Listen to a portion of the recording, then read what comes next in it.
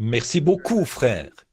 Billy veut que je dise que c'est la première fois que je me tiens derrière la chaire depuis 3 mois.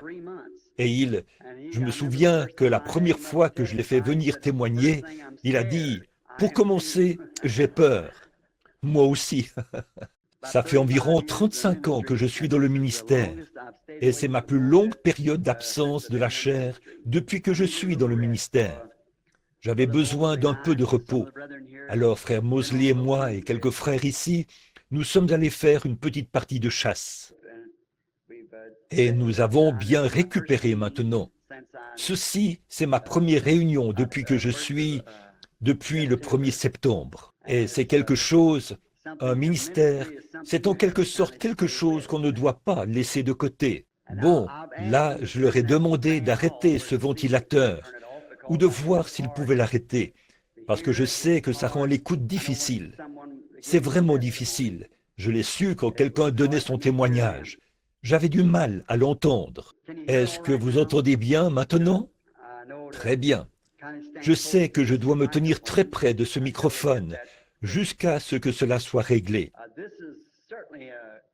C'est vraiment un grand privilège pour moi et je suis vraiment reconnaissant au président et au chapitre des hommes d'affaires du plein évangile, ici à Yuma, et à tous les ministres. Ces bons chanteurs qui étaient ici à l'estrade il y a quelques instants, j'aimerais les entendre chanter au cours des réunions.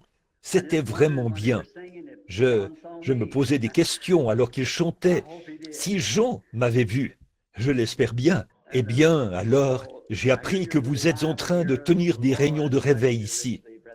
Que le Seigneur vous bénisse abondamment, mon frère, ma sœur, dans l'exercice du ministère.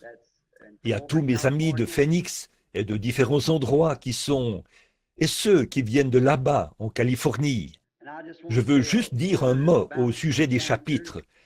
Quand je me suis retrouvé parmi les pentecôtistes, j'ai eu une expérience pentecôtiste, sans savoir qu'il existait une église pentecôtiste.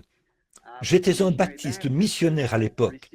J'avais reçu le baptême du Saint-Esprit et j'avais découvert qu'il y avait des gens qui croyaient la même chose que ce que j'avais reçu. Et ils l'avaient reçu 40 ans avant moi.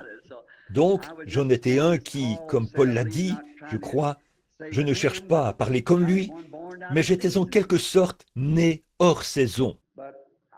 Mais mes frères croyaient que je m'étais égaré, que j'avais perdu le nord, comme on dit.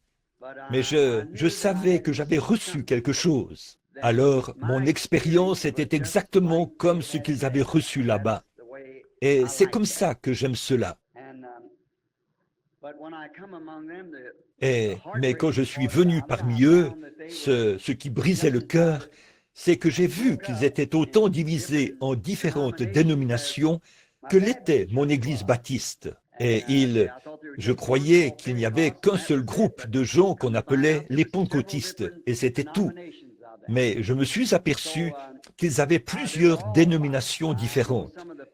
Alors, ils étaient tous des gens très bien. J'en connais dans ces groupes qui sont les meilleurs hommes que j'ai jamais rencontrés de ma vie. Et c'était bien sûr de différentes dénominations. Et pour moi, nous devrions être d'un même cœur avec Christ. Et je n'ai jamais adhéré à une dénomination en particulier. Je suis simplement resté entre eux, à essayer de tenir les mains des deux, et même celles de tous les autres, et dire, nous sommes frères. Nous voyons peut-être des petites choses différemment les uns des autres, mais en dehors de tout cela, nous sommes toujours frères, parce que nous sommes nés du même esprit.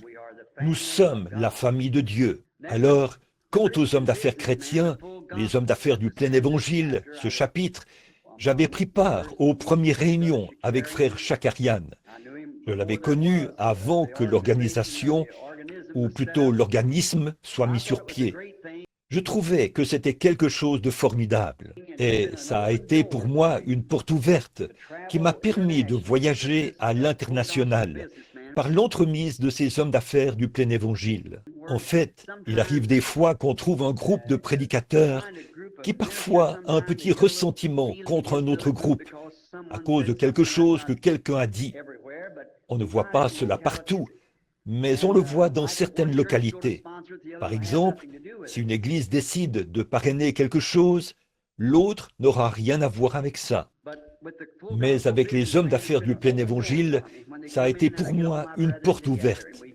Quand ils se réunissent, alors j'ai tous mes frères autour de moi et nous pouvons collaborer. Il se peut que deux pasteurs aient un ressentiment l'un contre l'autre ou quelque chose du genre. Ceci a été une grande porte ouverte et pendant des années, j'ai voyagé à l'international en leur nom et j'ai prêché dans leur chapitre. Yuma n'est pas une très grande ville, même si à mon avis, elle est beaucoup plus grande que la ville d'où je viens, Jeffersonville dans l'Indiana. Mais j'ai rencontré votre président ici. Il était et les différents membres de votre chapitre. Et je pense que vous avez ici une excellente occasion. Alors que j'étais assis là ce soir à regarder les gens, je réfléchissais. Vous savez, bientôt nous n'aurons plus ce privilège-ci. Le Conseil œcuménique des Églises nous engloutira bientôt. Je suppose que ce soir, mon auditoire est composé en majorité de pentecôtistes, de baptistes et ceux de l'Église de Dieu, et les gens qui sont en dehors du Conseil mondial des Églises. C'est exactement la carte qu'il compte jouer, et c'est ce que la Bible dit qu'il ferait. Nous en avons été prévenus, alors tenons-nous loin de cela. Ainsi donc, comme les paroles du cantique le disaient ce soir, quant à la venue imminente du Seigneur, elle est peut-être plus proche que nous le pensons. Et je pense que c'est quand nous arrivons à nous réunir dans une telle communion fraternelle, ça nous fait quelque chose, ça nous rapproche les uns des autres. Et à mesure que nous nous rapprochons les uns des autres, nous nous rapprochons aussi de Dieu. Car Jésus a dit, toutes les fois que vous avez fait ces choses au plus petit de mes enfants, c'est à moi que vous les avez faites. J'ai un petit garçon ici quelque part, je suppose, Joseph. J'ai Billy qui est assis ici, deux filles qui sont assises là-bas au fond et une épouse. Maintenant, si quelqu'un avait quelque chose qui était... Si vous vouliez vraiment me montrer votre gentillesse, je préférerais de beaucoup que vous la montriez à mes enfants plutôt qu'à moi. C'est donc ce que je ressens en tant que parent.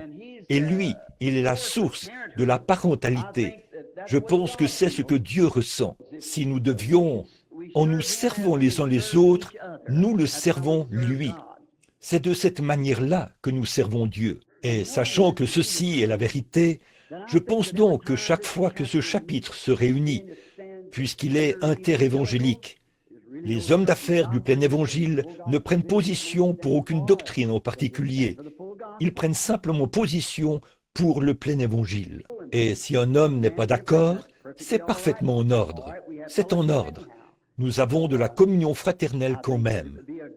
Alors je pense que ce serait, si je vivais ici, dans cette ville, je crois que quand ce chapitre se réunit, si cela m'était possible, je serais présent et j'encouragerais tout le monde à y aller. C'est vrai, parce que c'est quelque chose qui nous fortifie tous. J'habite à Tucson et je prêche régulièrement dans ce chapitre-là, tout le temps. Et à Phoenix, depuis que je me suis installé en Arizona, je vais à Phoenix chaque fois que j'ai l'occasion de sortir et d'aller à Phoenix, parce que j'essaye d'amener quelqu'un avec moi, d'inviter quelqu'un, d'amener d'autres ministres. Et ils disent, eh bien, voyez-vous, frère Branham, nous ne... Je dis, peu importe ce que vous... Allons-y ensemble, venez avec moi en tant que mon ami. Faites en sorte qu'ils y passent même un petit moment. C'est tout ce que vous avez à faire. Et ce qu'on voit, c'est que le cœur de tout homme soupire après la communion fraternelle. Et c'est ainsi que nous devrions agir. C'est un grand signe du temps de la fin. Que Dieu bénisse ce chapitre. Puisse-t-il subsister jusqu'à ce que le Seigneur Jésus vienne nous emmener dans la gloire. C'est ma prière. Eh bien, je me souviens de mon premier voyage à Yuma. J'étais dans une Ford Model T qui pouvait aller jusqu'à 50 km à l'heure. J'y pensais en conduisant aujourd'hui. Je suis toujours fidèle à la Ford. J'en possède encore une. et je n'ai jamais rien eu d'autre que ça. Mais je ne vends pas de Ford, donc je n'essaye pas d'en faire la publicité, là, voyez. Mais je me souviens comment cette Ford, beaucoup d'entre vous, les frères, d'à peu près mon âge, vous vous souvenez de l'ancien modèle T, c'était en 1927. Il fallait vraiment ouvrir les yeux bien grands, sinon on ne voyait pas Yuma en y passant. La ville était toute petite, et vous avez vraiment pris de l'extension. Mais la façon dont j'atteignais 50 km à l'heure avec ma Ford, c'est qu'elle roulait à 25 km à l'heure dans cette direction-ci et 25 dans cette direction-ci. Donc, mis ensemble, ça me faisait 50 km à l'heure, en comptant les chaos et tout. Yuma s'est développé. Cette glorieuse église, en fait, nous combattons pour cette merveilleuse foi. Mais si, frère, quelle que soit la personne qui l'a fait, elle s'est développée, elle aussi, et nous en sommes reconnaissants. Que le Seigneur vous bénisse tous. Nous espérons que si vous êtes dans les parages ou à proximité de l'une de ces réunions, je dois prêcher au chapitre de Phoenix dimanche prochain, et le dimanche suivant, ce sera à Flagstaff. Et le lendemain, lundi, le 21, il y aura un banquet à Tucson. Vous êtes tous invités. Et si le Seigneur le veut, j'aimerais prêcher dans la salle de bal de l'hôtel Westwood Ho, je crois. Quel soir est-ce que ça commence? Dimanche après-midi, le 17. Ce sera juste un petit service d'évangélisation. J'espère que ces chanteurs seront là, à l'approche de ce moment, pour nous aider. Et nous y serons donc jusqu'à mercredi. Je pense que c'est dimanche après-midi. Et nous le faisons ainsi pour éviter d'interrompre les programmes des églises. Ensuite, lundi, mardi et aussi mercredi, nous serons au ouest, à l'auberge Ramada. L'auberge Ramada. Et puis, jeudi, nous commencerons au Westward Ho. C'est ça?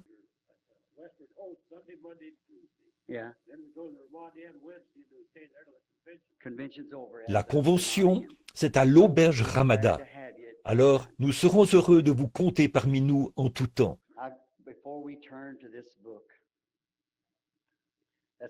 Maintenant, avant de prendre ce livre, courbons la tête un instant et parlons à l'auteur. Maintenant, avec la tête inclinée vers la poussière d'où Dieu nous a pris, et si Jésus tarde, c'est ce que nous redeviendrons un de ces jours. Juste pendant ce bref moment que j'ai passé ici, un message est arrivé de l'Est pour m'informer qu'une petite dame que je connaissais, c'est la petite fille qui s'appelle Edith Wright. Elle est partie rencontrer Dieu cet après-midi à 15 heures. Nous devons y retourner. S'il y a des gens ici qui aimeraient qu'on se souvienne d'eux dans la prière, voudriez-vous simplement lever la main vers Dieu? Que Dieu vous bénisse. Père céleste, nous avons vraiment apprécié cette belle communion fraternelle, ces chants. Oh, combien j'ai eu le cœur rempli de joie. Quand j'ai entendu ce cantique, Jean m'a-t-il vu? Père, j'espère que nous y serons tous, autant que nous sommes. Alors que nous sommes maintenant inclinés vers la poussière, nous te prions de recevoir nos actions de grâce, notre repentance et nos prières les uns pour les autres. Et maintenant que nous abordons ta parole, la phase sacrée de la réunion, qui semble être plus sacrée que le reste, parce que nous savons qu'en ce moment, nous traitons avec les gens afin de les conduire à une vérité, à Christ et à la parole, qui est Christ. Et nous te prions d'ouvrir la parole pour nous. Nous sommes insuffisants, Seigneur, mais tu es entièrement suffisant. Je te prie donc de bénir nos faibles efforts. Puissions-nous ce soir nous retrouver dans la parole de Dieu et voir notre position. Accorde-le, Père, et nous te donnerons la louange, car nous le demandons au nom de Jésus. Amen. Maintenant, c'est vraiment agréable d'être ici. J'ai ici quelques notes auxquelles j'ai pensé faire référence pendant quelques minutes, puisqu'à mon avis, nous ne sommes pas censés garder cette salle trop longtemps le soir. Et je suis un peu, là, parmi les pentecôtistes, je suis un peu lent, vous savez. Je me souviens, je voulais peut-être raconter, la première fois que j'ai vu un prédicateur pentecôtiste, c'était le révérend Robert Doherty, de Saint-Louis. Je doute que quelqu'un parmi vous le connaisse. Vous avez vu le témoignage de sa petite fille dans le livre. Elle avait été guérie de la danse de Saint-Guy, alors que les médecins l'avaient abandonnée. Et c'est comme ça que j'ai rencontré les premiers pentecôtistes. Et là, je suis allé l'écouter prêcher. Oh, quel prédicateur! Il n'avait même pas le temps de reprendre son souffle. Il prêchait jusqu'à manquer complètement d'air et avoir le visage cyanosé. Ses genoux se frappaient et il tombait presque par terre. Et il reprenait son souffle. On pouvait l'entendre presque tout au bout de la ville là-bas. Il se remettait à prêcher. Et je me disais, oh, je ne peux pas élaborer les idées avec une telle rapidité. Je dois en quelque sorte prendre mon temps. Je suis un peu lent et je prends de l'âge aussi, vous savez. Mon âge avance. Alors j'espère que vous serez patient avec moi pendant quelques minutes. Une chose est certaine, et je sais qu'elle ne faillira pas, c'est sa parole. Les cieux et la terre passeront, mais sa parole ne faillira jamais. Alors, si vous avez votre Bible et que vous aimeriez la lire, prenons maintenant le livre d'Ésaïe. Ésaïe, chapitre 53. J'aimerais lire ceci juste pour avoir un texte, afin d'en établir un contexte pendant un moment. Qui a cru à ce qui nous était annoncé? Qui a reconnu le bras de l'Éternel? Il s'est élevé devant lui comme une faible plante, comme un rejeton qui sort d'une terre desséchée. Il n'avait ni beauté, ni éclat pour attirer nos regards, et son aspect n'avait rien pour nous plaire.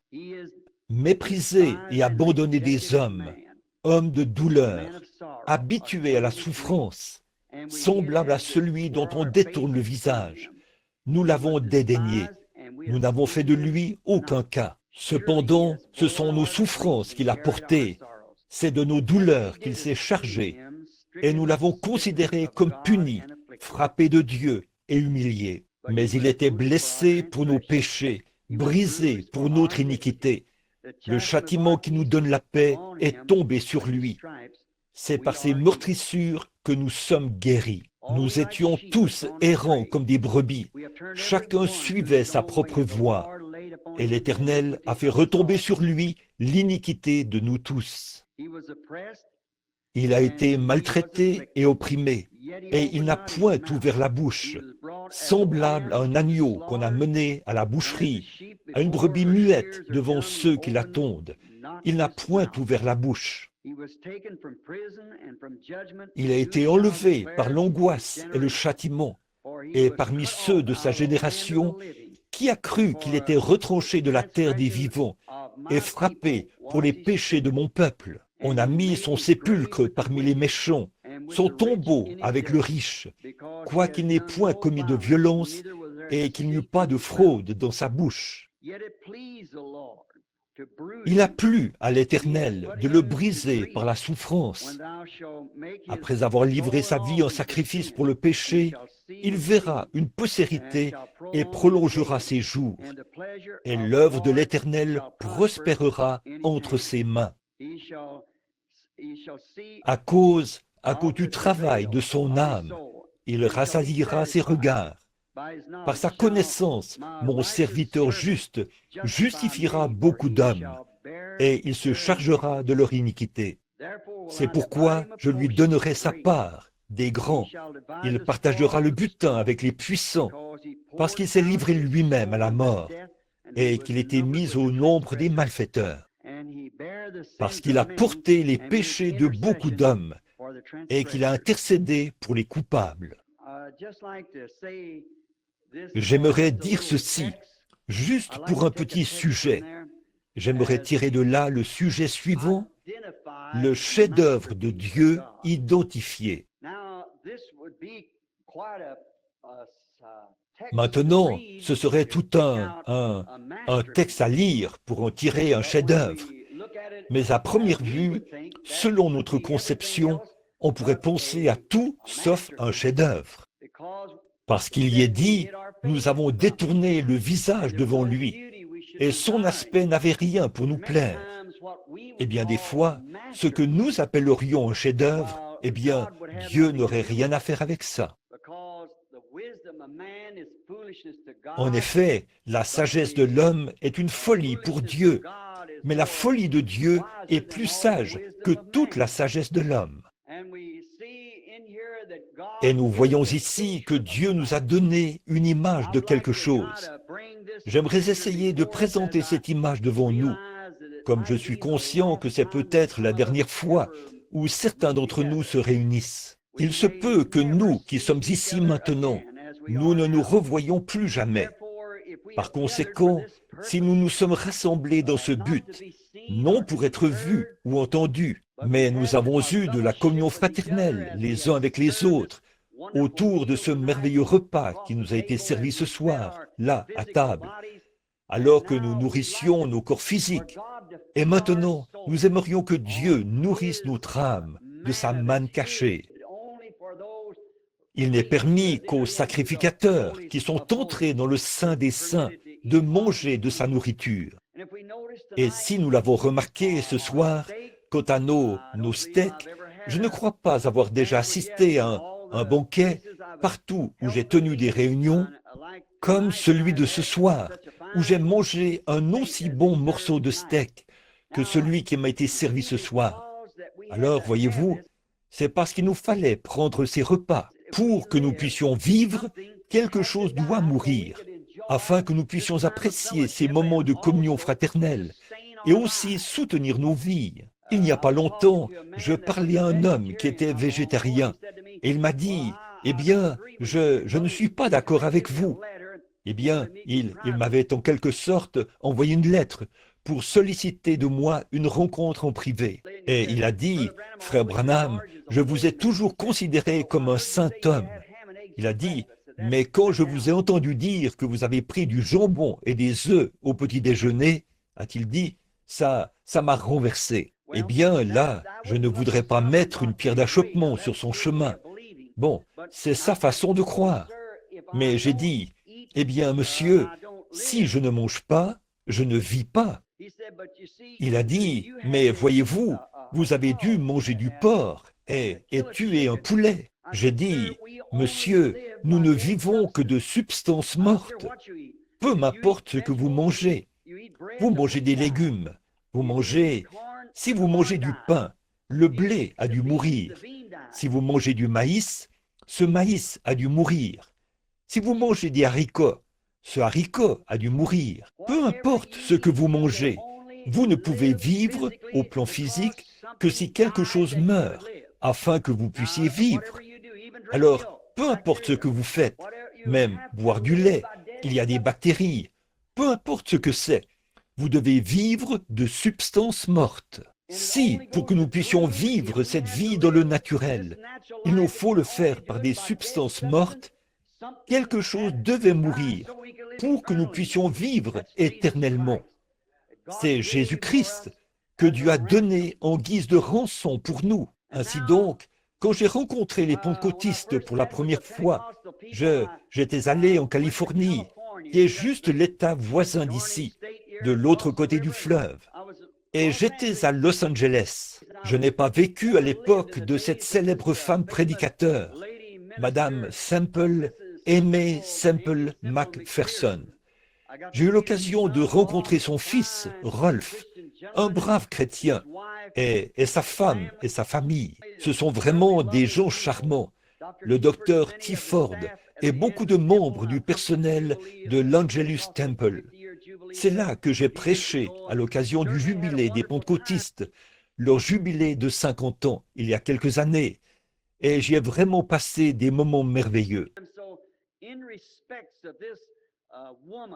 Alors, par respect pour cette femme qui a montré l'exemple et qui faisait de son mieux pour présenter ce qu'elle avait sur son cœur, Je lui ai rendu hommage en me rendant à sa tombe à Forest Lawn. Et alors que je me tenais là, j'ai ôté mon chapeau et j'ai courbé la tête. Et j'ai rendu grâce à Dieu pour la noble vie de cette petite servante. Par la suite, l'équipe avec laquelle j'étais, un groupe de ministres, m'a demandé si je voulais aller visiter Forest Lawn en entier. Et à l'intérieur de la morgue qui s'y trouve, ou peu importe le nom que vous donnez à ça, je regardais les différentes représentations. J'ai vu la Sainte Seine et je me suis arrêté. Beaucoup d'entre vous l'ont remarqué, quand on fait briller les lumières là-dessus, sur la scène. Vous en avez entendu parler. Mais l'une des choses les plus remarquables que j'ai vues là-bas, c'est ce qui se trouve du côté est, je crois. Quand on passe la porte, il y avait là une statue de Moïse.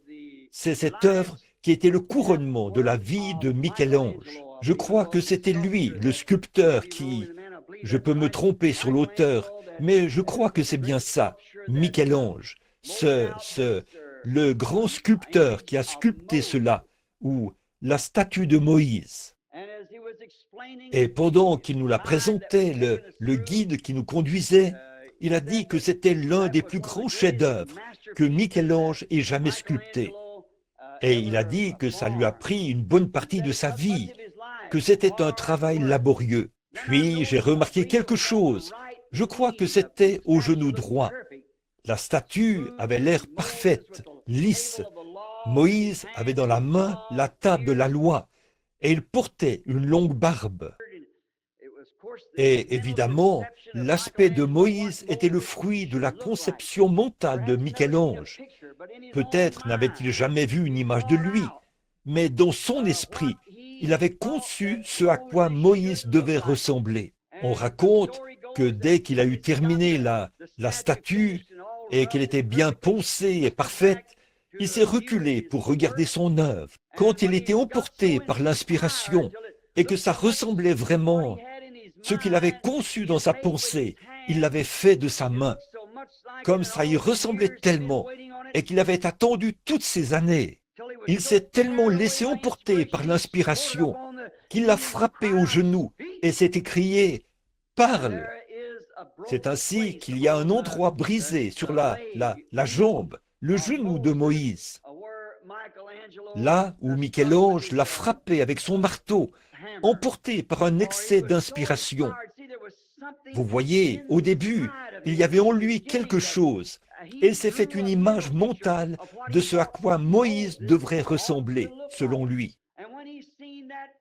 Et quand il a vu devant lui le reflet de la chose même qu'il avait à l'esprit, ce à quoi Moïse devait ressembler selon lui, après avoir gardé à l'esprit cette vision pendant des années et des années, alors qu'il s'attaquait aux grands blocs de granit, dont il taillait un morceau ici et un morceau là, et il faisait des annotations, parce qu'il fallait que le résultat soit parfait. Et quand il a vu cette œuvre parfaite, il y a vu le reflet de ce qu'il avait dans sa pensée. C'est ce qui a déclenché tant d'inspiration en lui, au point qu'il a frappé la statue et s'est écrié « Parle ». Toutes ces années de labeur avaient porté leurs fruits.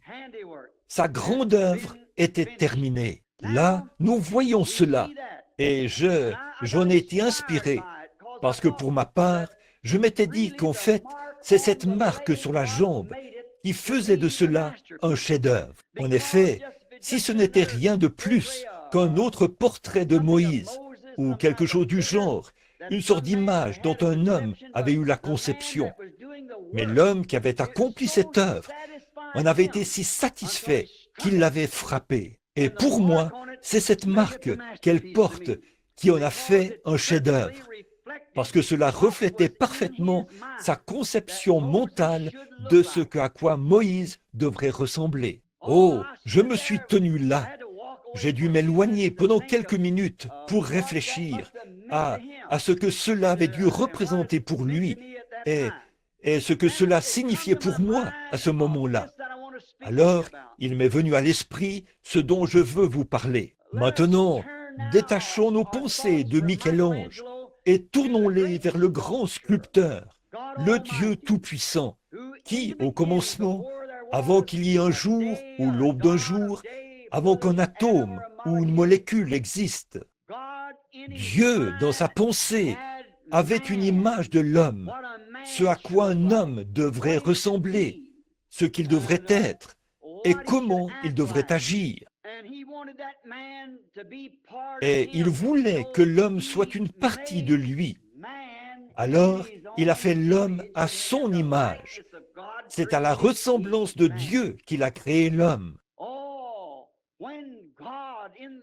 Oh, quand Dieu, au commencement, a fait ce chef-d'œuvre, quelque chose qui reflétait ses pensées.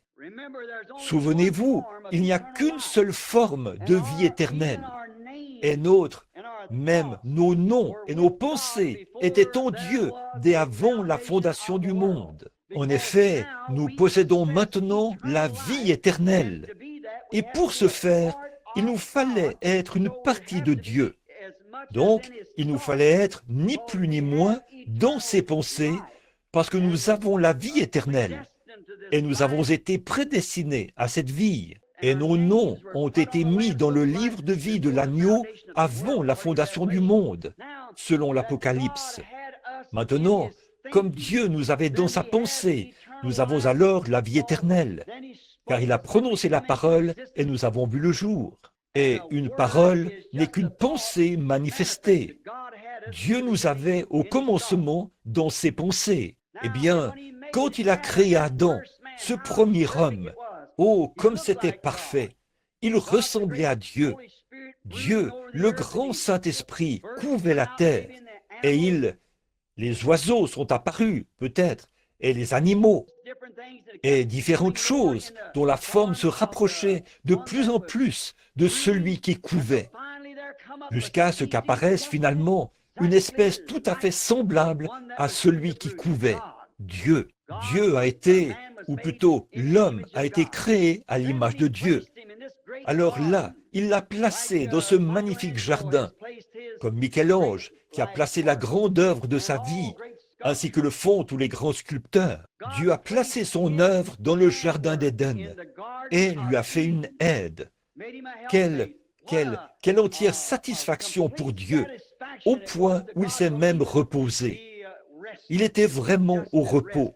Son œuvre était terminée. C'est alors qu'est survenue la triste histoire de l'ennemi. Maintenant, remarquez, il y a une chose que je veux que vous ne perdiez pas de vue. C'est que Dieu a donné une protection à cet homme. Il lui a donné, il l'a fortifié à l'intérieur de sa parole, parce qu'il leur a dit ce qu'il pouvait faire et ce qu'il ne pouvait pas faire. Et c'est la même base qui est établie pour nous aujourd'hui, ce que nous pouvons faire et ce que nous ne pouvons pas faire. Peu importe combien nous sommes bons, combien nous allons à l'église, ou faisons ceci, il nous faut naître de nouveau. Voyez, il le faut. Dieu a dit à Adam ce qu'il pouvait faire et ce qu'il ne pouvait pas faire. Il l'a placé derrière sa parole. Puis l'ennemi est entré par la ruse et s'est glissé dans l'enceinte de la parole de Dieu, parce que la porte lui était ouverte, et il a déparé cette image par le péché. C'est l'une des histoires les plus tristes. Pensez-y à cet homme qui avait été créé à l'image de son Créateur. Il avait été donné un mur derrière lequel se retrancher. Et cette parole ne pouvait jamais faillir. C'est ça l'espérance du chrétien. C'est son bouclier, c'est son armure, c'est son rocher aujourd'hui. Restez derrière la parole, tous les croyants. Donc, vous ne devez jamais sortir de derrière cela. Quand vous le faites, vous ouvrez la porte à l'ennemi. Quand ils disent « Oh, eh bien, vous pouvez faire un peu de ceci, un peu de cela », Dieu veut que vous vous sépariez de tout ce qui est appelé péché, que vous soyez entièrement mis à part pour lui et pour lui seul. Il a un but dans votre vie et dans la vie de chaque individu, et personne d'autre sur la face de la terre ne peut prendre votre place. Dieu a quelque chose pour vous. C'est ainsi que vous avez été conçus. Vous avez été conçus ainsi dans un but. Dieu est souverain dans son œuvre. Il a même, les choses sont différentes. Nous sommes différents les uns des autres. Nous le voyons dans la vie animale. Nous voyons dans la vie animale qu'il y a un animal dont Dieu a fait une bête de somme. Le cheval, par exemple, et il doit travailler. Et la vache est faite pour le sacrifice. Mais le lion et le tigre vagabondent dans la forêt sans travailler, sans faire quoi que ce soit. Il a créé un grand animal comme l'éléphant. Et il a aussi créé un tout petit animal comme la souris. Maintenant, qui peut dire à Dieu quoi faire et comment le faire? Il le fait à sa manière à lui. Et il crée les montagnes, il crée les déserts, il crée les mers, il crée les plaines, il crée des espèces d'arbres, du bois dur, le palmier, et ainsi de suite. Il le fait. Il crée les hommes différents les uns des autres. À chacun de nous, il attribue une place bien précise. Et un palmier ne peut jamais être un hickory. Un hickory ne peut jamais être un palmier. Personne ne peut prendre votre place. Et vous ne devriez pas chercher à prendre la place de quelqu'un d'autre. En effet, aux yeux de Dieu, vous êtes unique. Et Dieu a un but pour vous. C'est dans ce but qu'il vous a créé. Vous dites, pourquoi l'a-t-il fait? Il est souverain. Il y a une raison pour laquelle il l'a fait ainsi. Mais nous voyons que nous sommes tous gardés par la parole. Nous voyons ces corps célestes qui sont dans le ciel. La Bible dit que même une étoile diffère d'une autre. Il y a Sirius et les autres, et Mars et Jupiter, et tous ces différents corps. Ils sont différents les uns des autres. Le Soleil est différent de la Lune, et la Lune est différente des étoiles. Puis, il y a les anges, par exemple. Il y a des séraphins et des chérubins, des anges et de grands anges, selon leur rang. Et même dans le nouveau monde à venir, les rois de la terre apporteront leur honneur dans la ville. Nous serons toujours ainsi. En effet, Dieu n'est pas comme le programme Harmony House de Sears et Roebuck. Il est un Dieu de variété. Il fait l'un d'une manière et l'autre d'une autre manière. Mais nous devons servir Dieu tel qu'il nous a créés, être heureux et rester derrière sa parole. Et c'est ainsi que Dieu a fait les choses. Mais là, nous voyons que l'ennemi s'est faufilé dans la parole, qu'il est allé jusqu'à ceci, jusqu'à cette œuvre de Dieu et l'a déparée. Et c'est exactement ce qu'il est en train de faire maintenant. Il se faufile dans cette œuvre, cet ennemi, pour chercher à faire de nous un conseil mondial des églises. Et l'homme a, eh bien, les hommes ne peuvent même pas se mettre d'accord entre eux. Comment pouvons-nous amener le monde entier à se mettre d'accord en faveur d'un seul homme? Et dès que vous faites cela, nous avons quelqu'un avec qui nous devons rester en harmonie. C'est Dieu.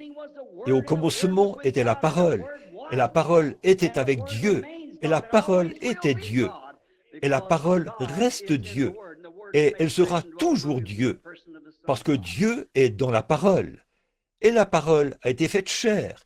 Et elle a habité parmi nous, en la personne du Fils de Dieu. Maintenant, nous voyons qu'après qu'il a constaté ce gros dégât, si cela avait été vous et moi, on se serait attendu à ce que, compte tenu de tout ce temps et de tous ces efforts que nous aurions consacrés, nous renversions le tout et tournions la page. Mais Dieu, non. Il ne voulait pas que son œuvre soit anéantie. C'est ça, l'amour de Dieu. Ce n'est pas étonnant que le poète ait dit « Versez de l'encre dans les ondes, changez le ciel en parchemin, tendez la plume à tout le monde, et que chacun soit écrivain. D'écrire tout l'amour de Dieu ferait tarir les eaux, et le rouleau d'un ciel à l'autre ne serait pas suffisant. Voyez l'amour de Dieu? Après que l'homme était tombé et avait délibérément ouvert la porte à l'ennemi, et qu'il était entré, l'avait déparé et avait installé la mort en lui, Dieu n'a quand même pas voulu que ce soit détruit. Il est descendu et a tout recommencé à zéro. Il allait refaire cet homme. Avec Adam, il avait fait une alliance. Tu feras ceci et non ceci, ceci et non cela. Ne prends pas, ne touche pas, ne goûte pas. Mais nous voyons que quand il a recommencé, il l'a fait avec Abraham. Et avec Abraham, il a fait une alliance inconditionnelle. Pas si tu fais, moi je l'ai fait. Je l'ai déjà fait. Je t'ai béni, toi, ta postérité, et tous les autres après toi. C'était une alliance inconditionnelle qu'il avait faite avec Abraham. Il a recommencé son ouvrage, et cette fois-ci, c'était avec son alliance inconditionnelle. Alors, ce que nous constatons, c'est qu'il a tout centré sur Abraham et lui a donné l'alliance inconditionnelle et la promesse. Ensuite, il est passé aux patriarches. Nous le verrons par la suite, dans l'Ancien Testament, au fur et à mesure que nous avancerons. Avec eux, il a posé le fondement de son œuvre. Là, nous avons Abraham, Isaac, Jacob, Joseph, les 4 patriarches. Or, Abraham représentait l'œuvre de la foi. La foi, parce qu'avec Abraham, c'était la foi.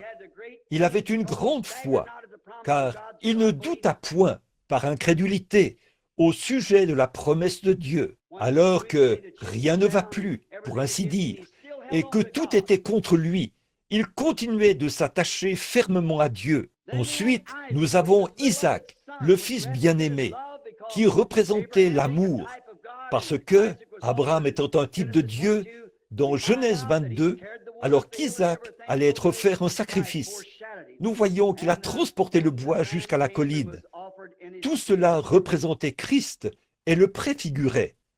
Puis le bélier est apparu et a été offert à sa place. Ça, c'était la foi et l'amour. Et on a Jacob, qui signifie supplantateur, c'est-à-dire un trompeur. Et nous constatons que la vie de Jacob représentait vraiment la grâce, parce qu'avec Jacob, c'était tout le temps la grâce de Dieu. Puis, il y a eu Joseph. Il n'y a rien contre Joseph.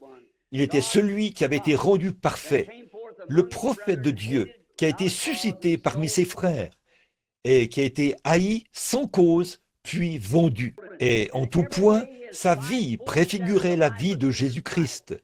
Il est venu vers les siens ne l'ont pas reçu. Comme Joseph, qui était haï par ses frères, jeté dans une fosse et laissé pour mort, puis sorti de là pour être élevé à la droite de Pharaon. Et quand il se levait du trône, on sonnait de la trompette, vous savez, et tout genou devait fléchir devant Joseph. Nous voyons que Jésus était vendu presque au même prix que Joseph. Il était sorti de la fosse, puis il est monté au ciel et est assis à la droite de Dieu. Et quand il reviendra de ce lieu, la trompette sonnera, tout genou fléchira et toute langue le confessera. La perfection, c'était la foi, l'amour, la grâce et la perfection. Puis est venu le moment de travailler le corps de cette merveilleuse sculpture. C'est avec les prophètes qu'il a constitué le corps de l'œuvre. Ce sont les prophètes qui étaient le corps de cette œuvre. Et finalement, la tête de ce merveilleux corps est venue, c'est-à-dire Christ lui-même. Tous les prophètes avaient fait des prédictions à son sujet. Toute l'œuvre de la fondation le préfigurait. Depuis le Jardin d'Éden, dès qu'il a commencé, je mettrai une inimitié entre ta semence et la semence du serpent. Et nous voyons que c'est là qu'il a commencé. Il a continué dans les patriarches, puis dans les prophètes, et il s'est présenté là. Et de nouveau, il a vu son propre reflet. Quand un homme est né sur la terre, du sein d'une femme, c'était le chef-d'œuvre de Dieu. C'était le Fils de Dieu, Jésus-Christ. Il l'était pour la simple raison qu'il était parfaitement la parole. Au commencement était la parole, et la parole était avec Dieu, et la parole était Dieu. Et la parole a été faite chair, et elle a habité parmi nous. Donc, en lui, nous voyons le reflet d'un chef-d'œuvre parfait. Il était si parfait, comme Dieu, qu'il a dit, « Si je ne fais pas les œuvres de mon Père, ne me croyez pas. » Bien que vous ne pouvez pas me croire, Croyez aux œuvres, car ce sont elles qui vous rendent témoignage de qui je suis. J'aime ça. Voyez, il a dit, si vous ne me croyez pas, il disait, tu es un homme, tu te fais égal à Dieu. Il a dit, si vous ne pouvez pas me croire, croyez aux œuvres que je fais. Et si je ne fais pas les œuvres de celui qui m'a envoyé, alors vous n'avez pas le droit de me croire. De même, chaque chrétien aujourd'hui devrait avoir ce même témoignage. Si dans cette parole promise de Dieu, si nos vies ne remplissent pas les conditions requises et ne correspondent pas exactement à ce que la parole dit, alors nous n'avons pas le droit de nous faire appeler des chrétiens si nous ne sommes pas nés de nouveau. Jésus a dit dans Marc 16, « Voici les signes qui accompagneront ceux qui auront cru. » Voyez, pas qui pourraient, qui devraient, qui le feront probablement, ils les accompagneront. Il s'agit là du sculpteur qui nous a façonnés. Il s'agit là de l'Église qui a été taillée. Il s'agit du corps de Christ. Nous voyons donc que cela le reflétait parfaitement. Maintenant, le sculpteur avait fait en sorte que la parole se reflète de nouveau dans le chef-d'œuvre appelé son Fils, Dieu Emmanuel. Pensez-y que cette personne s'est tellement abandonnée à Dieu que Dieu s'est identifié là, dans ce corps, et il est devenu, lui et Dieu sont devenus un. Moi et mon Père, nous sommes un. Mon Père habite en moi. Je fais toujours ce qui est agréable au Père. Qu'en serait-il si le chrétien d'aujourd'hui pouvait avoir un tel témoignage? Vous seriez un chef-d'œuvre, ici même, à Yuma, dans la rue. Si vous êtes une blanchisseuse, là-bas, derrière votre bassin de lavage, vous serez tout de même un chef-d'œuvre pour Dieu. Si vous pouvez dire, je fais toujours ce qui est agréable à Dieu, et que le monde entier peut voir là l'œuvre de Jésus-Christ se refléter en vous. On raconte au sujet de l'or autrefois, avant l'avènement de la fonderie. Autrefois, on prenait de l'or et on le battait. C'est ce que faisait le batteur. Les Indiens, dans l'ancien temps, quand l'Arizona était à ses débuts, on battait l'or jusqu'à ce que le batteur voie son propre reflet dans l'or. On le battait pour le débarrasser totalement de la pyrite, des impuretés, de la saleté, jusqu'à ce que le batteur puisse voir son propre reflet, comme dans un miroir, à force de le battre. Eh bien, c'est ce que fait l'Évangile. Bon nombre de gens n'aiment pas qu'on les reprenne, qu'on les batte. Eh bien, ce qu'il faut à l'Église ce soir, c'est une bonne vieille raclée du Saint-Esprit qui débarrasse du monde et des choses du monde. C'est ce qu'il faut aux pentecôtistes ce soir. C'est ce qu'il faut à nos mouvements ce soir. Une bonne raclée à l'ancienne mode, à la manière de l'or que l'on retourne et l'on bat, jusqu'à ce que nous soyons totalement débarrassés du monde et que nous reflétions Jésus-Christ. Si j'amène cette poignée de personnes qui sont ici ce soir à se donner entièrement à Christ et à consacrer leur vie à Christ, je peux faire plus avec cette poignée de gens, ou plutôt Dieu peut faire plus avec cette poignée de gens qu'on le pourrait avec l'ensemble du conseil œcuménique des églises à l'égard du royaume de Dieu.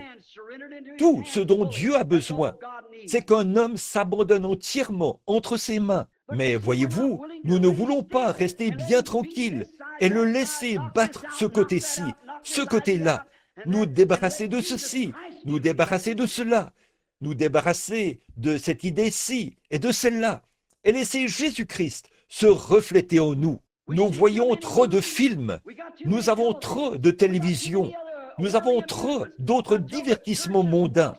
C'est au point où les gens ont perdu le goût de l'Église. C'est parce que le Saint-Esprit est parti et que quelque chose d'autre est entré. C'est vrai, mes amis, j'entends les témoignages des pentecôtistes à l'ancienne mode au sujet des réunions de prière qu'ils avaient toute la nuit.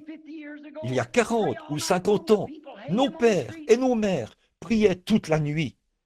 Les gens les détestaient dans la rue. Et aujourd'hui, nous pensons que si tout le monde ne nous passe pas la main dans le dos, c'est qu'il y a quelque chose qui cloche chez nous. Malheur, lorsque tous les hommes diront du bien de vous. Il a été méprisé et rejeté des hommes, et nous sommes à son image. Amen. Ce qu'il nous faut aujourd'hui, ce sont de vraies réunions de prière, des réunions de prière authentiques, un nettoyage de la chair jusqu'au concierge. Toute la maison de Dieu doit être nettoyée, battue, afin de refléter l'image du batteur, et que l'évangile soit prêché de la puissance de la résurrection de Christ. C'est vrai, ce petit évangile social que l'on présente, puis on passe la main dans le dos de celui-ci et on fait de celui-ci un diacre et de celui-là un surveillant ou quelque chose du genre. C'est juste de la politique. N'est-ce pas là exactement ce qui s'est passé à Nicée, à Rome? Nous devons nous éloigner de ce genre de choses. Méthodistes, baptistes, presbytériens, pentecôtistes et tous les autres. Nous devons abandonner ces choses. La politique n'a pas sa place dans l'Église. C'est le Saint-Esprit qui doit prendre le contrôle de l'Église et non un vote politique pour déterminer qui est qui. Dieu a placé dans l'Église les uns comme apôtres, les autres comme prophètes, les autres comme docteurs, comme évangélistes et comme pasteurs. Ce ne sont pas les hommes qui les y ont élus, c'est Dieu qui les y a placés par l'appel du Saint-Esprit. Des réunions de prière, l'imposition des mains et le fait de rester devant Dieu. Mais aujourd'hui, nous avons tant rendu notre religion sociale que c'est presque comme la politique elle-même. Et ça, nous le faisons dans toutes nos dénominations. Personne ne peut prétendre qu'il n'y a que l'autre qui le fait.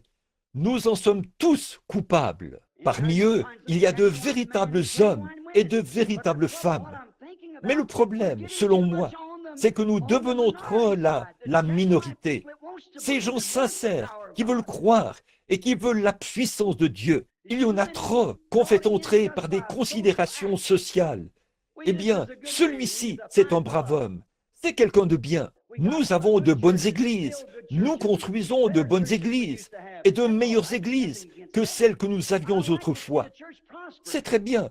Il n'y a rien contre cela. J'aime voir l'Église prospérer, mais frère, je préfère la voir prospérer dans la puissance du Seigneur, plutôt que de la voir prospérer dans les choses du monde. Revenez à l'Évangile de nouveau, revenez à la puissance de Dieu, revenez à la Pentecôte, là, comme il en était de l'originel. Mais voyez-vous, le problème, c'est que nous ne voulons pas de cette correction. Vous pouvez dire quelque chose au sujet de quelque chose d'immoral que fait l'Église ou de quelque chose de social. Et hop, on vous rejette, on vous ferme les portes. Vous n'y avez plus accès, voyez, parce qu'ils tiennent une réunion pour entériner votre exclusion. On ne veut plus de vous. On dit, vous êtes fous, vous avez perdu la raison. Mais pour moi, tant que c'est « ainsi dit le Seigneur », ce que qui que ce soit dit n'a pas d'importance. Il faut la puissance de Christ pour changer un homme. Il faut la puissance de Christ pour garder un homme. Et comme Jésus l'a dit une fois, considérez les lys. Et pourtant, je vous dis que Salomon, dans toute sa gloire, n'a pas été vêtu comme l'un d'eux. Salomon, dans toute sa gloire, était un personnage magnifique. Il n'y a aucun doute là-dessus. Il était quelqu'un d'admirable aux yeux du monde et un grand homme devant Dieu. Mais les habits royaux de Salomon n'avaient pas de vie en eux. C'était un morceau de tissu, probablement tondu du dos d'un mouton. Mais le lys a la vie. Ce qu'il nous faut aujourd'hui, c'est la vie de Christ en nous. C'est ça qui purifie, non pas l'extérieur, un col tourné vers l'arrière ou un diplôme en psychologie ou quelque chose du genre. Il faut la puissance du Christ ressuscité pour faire de nous ce que nous devrions être. Dieu n'a pas d'autre plan que de laisser le Saint-Esprit gouverner et régner dans l'Église. Oh Dieu, il était tellement à l'image de Dieu que Dieu et lui sont devenus un. Moi et le Père, nous sommes un. Oh là là, quelle vie c'était! Car Dieu vivait tant en lui que toute sa vie était enveloppée en Dieu. Pas étonnant que ce soit un chef-d'œuvre. Satan est venu à lui. Chaque fois que Dieu croyait avoir un chef-d'œuvre, Satan s'y glissait. Il s'était glissé en Moïse. Il a brisé les commandements. Mais quand il s'est pointé devant ce chef-d'œuvre-ci, c'était le choix de Dieu lui-même. Amen. Dieu l'avait prédestiné. Ça n'a pas bien tourné pour lui.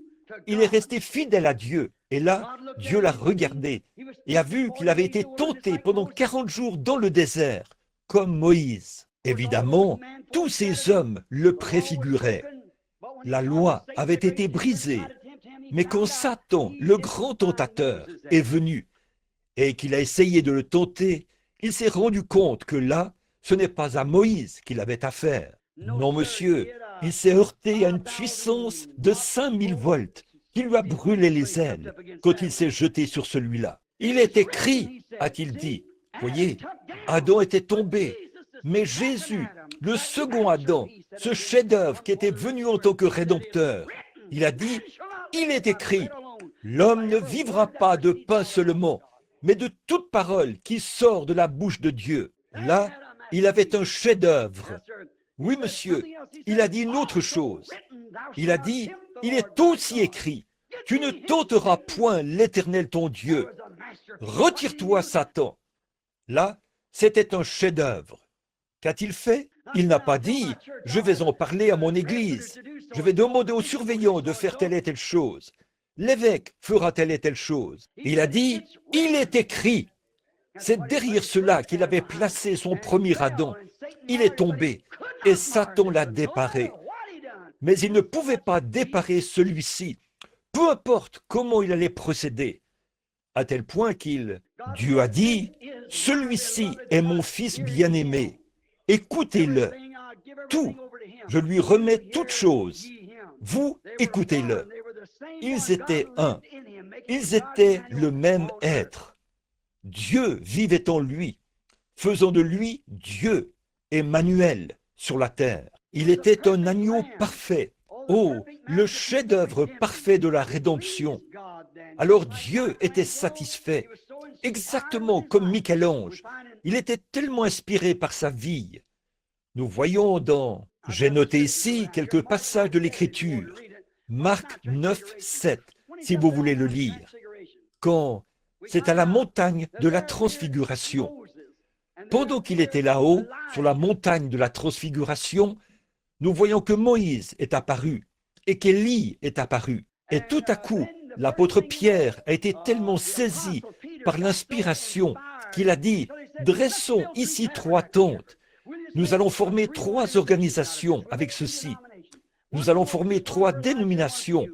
Une pour Moïse, une pour Élie et une pour toi. Comme il parlait encore, une voix s'est fait entendre de la nuée. En ces mots, celui-ci est mon fils bien-aimé. Je suis tellement satisfait de lui que je vais le frapper. Pour vous, écoutez-le. Il va parler. Il était blessé pour nos péchés. Il était brisé pour notre iniquité. Il était un agneau, l'agneau de Dieu, le sacrifice parfait. Jamais personne n'avait vécu comme lui auparavant, et jamais personne n'a vécu comme lui par la suite. Il était le chef-d'œuvre parfait. Il concordait en tout point à la parole de Dieu. Au commencement, Dieu a donné sa parole, une portion pour cette période de temps-ci, pour cette période-là et pour cette période-là. C'est là que les hommes sont tant confus et séduits aujourd'hui. Ils essayent de bâtir sur quelque chose qui s'est produit il y a 40 ou 50 ans. Cela a été donné pour cet âge-là. À quoi cela aurait-il servi à Moïse de venir avec le message d'Enoch? À quoi cela aurait-il servi à Moïse de venir avec le message de Noé? À quoi cela aurait-il servi à Jésus de venir avec le message de Moïse? Voyez?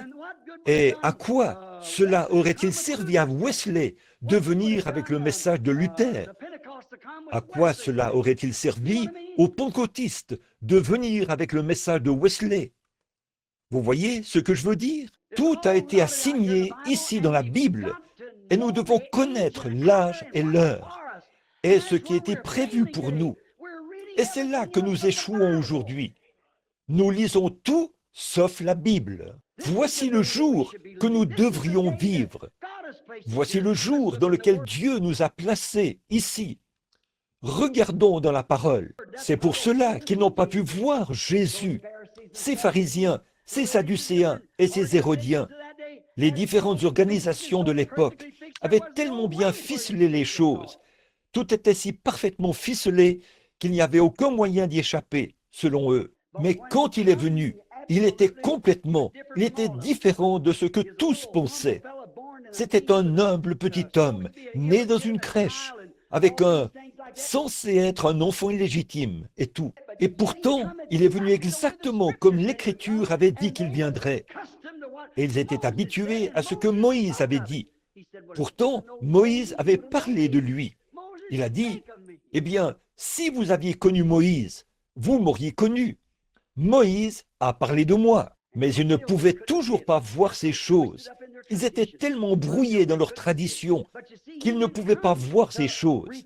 Mais voyez-vous, il n'était pas venu pour refléter les organisations de cette époque-là. Il n'était pas venu pour refléter la religion sectaire. Il était venu pour refléter le Père, et le Père était la parole. Amen. Maintenant, je me sens vraiment religieux. Il était venu pour refléter la parole du Père. Dieu a dit qu'il serait là, et il était là. Le chef-d'œuvre parfait de la merveilleuse œuvre de Dieu. Oh là là! Il était son parfait reflet. Il reflétait tout ce dont Dieu avait parlé. Il reflétait ce qu'Adam avait dit de lui. Il reflétait tout ce que les prophètes avaient dit et tout ce que les patriarches avaient dit. Tout ce qu'il avait dit, il était l'accomplissement de la parole. En lui, tous les types étaient accomplis. Oui, il est devenu le Jéhovah du Nouveau Testament. Il était le Jéhovah de l'Ancien Testament. C'est alors que la parole, qui était dans la colonne de feu, a été manifestée et a habité parmi nous. Le Jéhovah de l'Ancien Testament est devenu le Jésus du Nouveau Testament. Il était un parfait reflet de Dieu. Oh, si seulement l'Église aujourd'hui pouvait refléter cette première Église, quand le Saint-Esprit est descendu le jour de la Pentecôte, si seulement le chrétien aujourd'hui pouvait refléter. Nous sommes une bande de gens hybrides en comparaison d'eux. Je suis passé par, alors que je venais aujourd'hui, j'observais, alors que je venais ici, par cette petite ville de Casa Grande, ou de quelques-uns de ces petits endroits. Ici, j'ai remarqué qu'il y avait une plantation de coton et différentes luzernes. Il leur a fallu y installer des moulins à vent pour pomper l'eau, afin que cela puisse pousser. Pourquoi? Cela n'est pas originaire de cette région, certainement pas. Mais regardez le cactus. Il peut ne pas pleuvoir pendant 5 ans, et ça continue de vivre. Et si vous négligez d'arroser ces luzernes pendant quelques jours, elles mourront. Vous voyez, ce n'est pas l'original. C'est comme ça que nous sommes.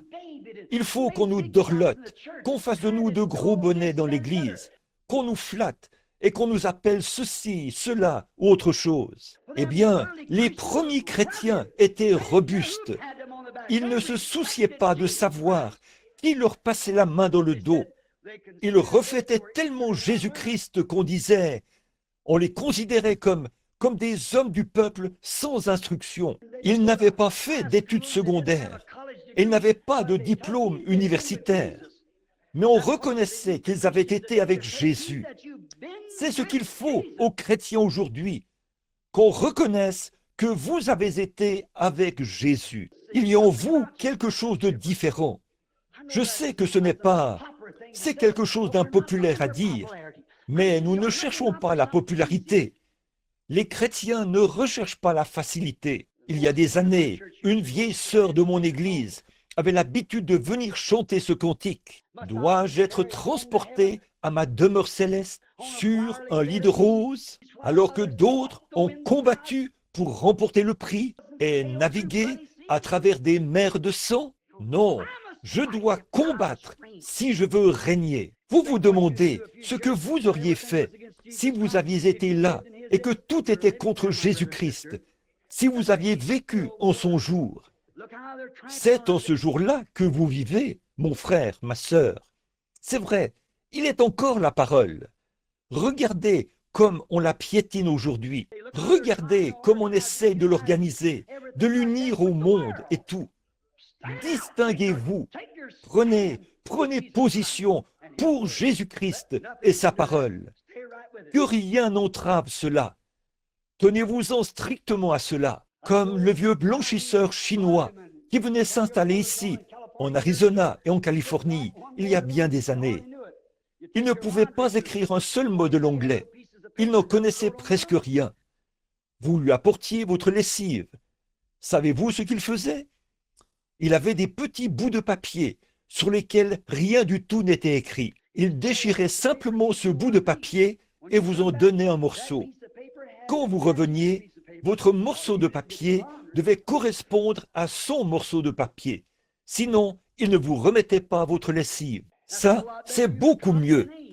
Vous pourriez copier un nom, mais là, vous ne pouviez pas le tromper, parce que ce morceau de papier devait correspondre exactement à son morceau de papier. C'est de cette même manière que Dieu a fait son alliance. Notre expérience n'est pas censée concorder avec un credo, un dogme, une dénomination d'église, mais c'est censé concorder avec la parole de Dieu, Jésus-Christ. C'est vrai, quand nous venons à Christ, alors Christ a des droits sur nous. Il l'a déchiré en deux au calvaire. Il en a élevé une partie pour la faire asseoir à sa droite. Ça, c'est le corps. Quant à l'esprit, il est revenu. Il a été renvoyé ici pour lui former une épouse. Et cette même expérience qui était en Christ doit être en nous. Il était d'une perfection si absolue qu'il a plu au sculpteur. Et il l'a tellement inspiré qu'il l'a frappé au calvaire. Oh là là! Maintenant, comme le dit l'Écriture, nous le voyons, ce chef-d'œuvre de Dieu. Nous le considérons comme frappé, brisé et affligé par Dieu. Voilà le vrai chef-d'œuvre. Comme Michel a frappé le sien, ce qu'on a fait, s'il n'avait cherché qu'à mener une bonne vie, il aurait été comme certaines des personnes qui prêchent l'évangile social aujourd'hui. Il était prophète, mais il était plus qu'un prophète. Il était Dieu, il était Emmanuel. Ainsi donc, selon moi, ce qui fait clairement de lui le chef-d'œuvre pour moi et pour vous, c'est parce que Dieu l'a frappé. Il l'a frappé au calvaire. S'il n'avait pas été frappé, peu importe combien de morts il avait ressuscité, combien merveilleuses étaient ses prédications, combien glorieuse était sa vie, ce qu'il professait être, c'est là qu'il a été confirmé. Il était tellement satisfait, Dieu l'était, au point qu'il est le seul homme qui ait jamais marché sur la face de la terre, que Dieu pouvait frapper pour tous les autres. Celui qui est parfait a été frappé à cause de ceux qui ne sont pas parfaits. La création entière qui était tombée par Adam a été rachetée par Jésus-Christ. Le chef-d'œuvre de Dieu a supporté l'épreuve. Comment l'a-t-il fait? Par la parole. Il est écrit, l'homme ne vivra pas de pain seulement, mais de toute parole qui sort de la bouche de Dieu. Oh, mon ami chrétien, revêtez-vous de toutes les armes de Dieu. Ne vous tenez pas en retrait avec une petite idée, un credo quelconque, ou une position que vous défendez.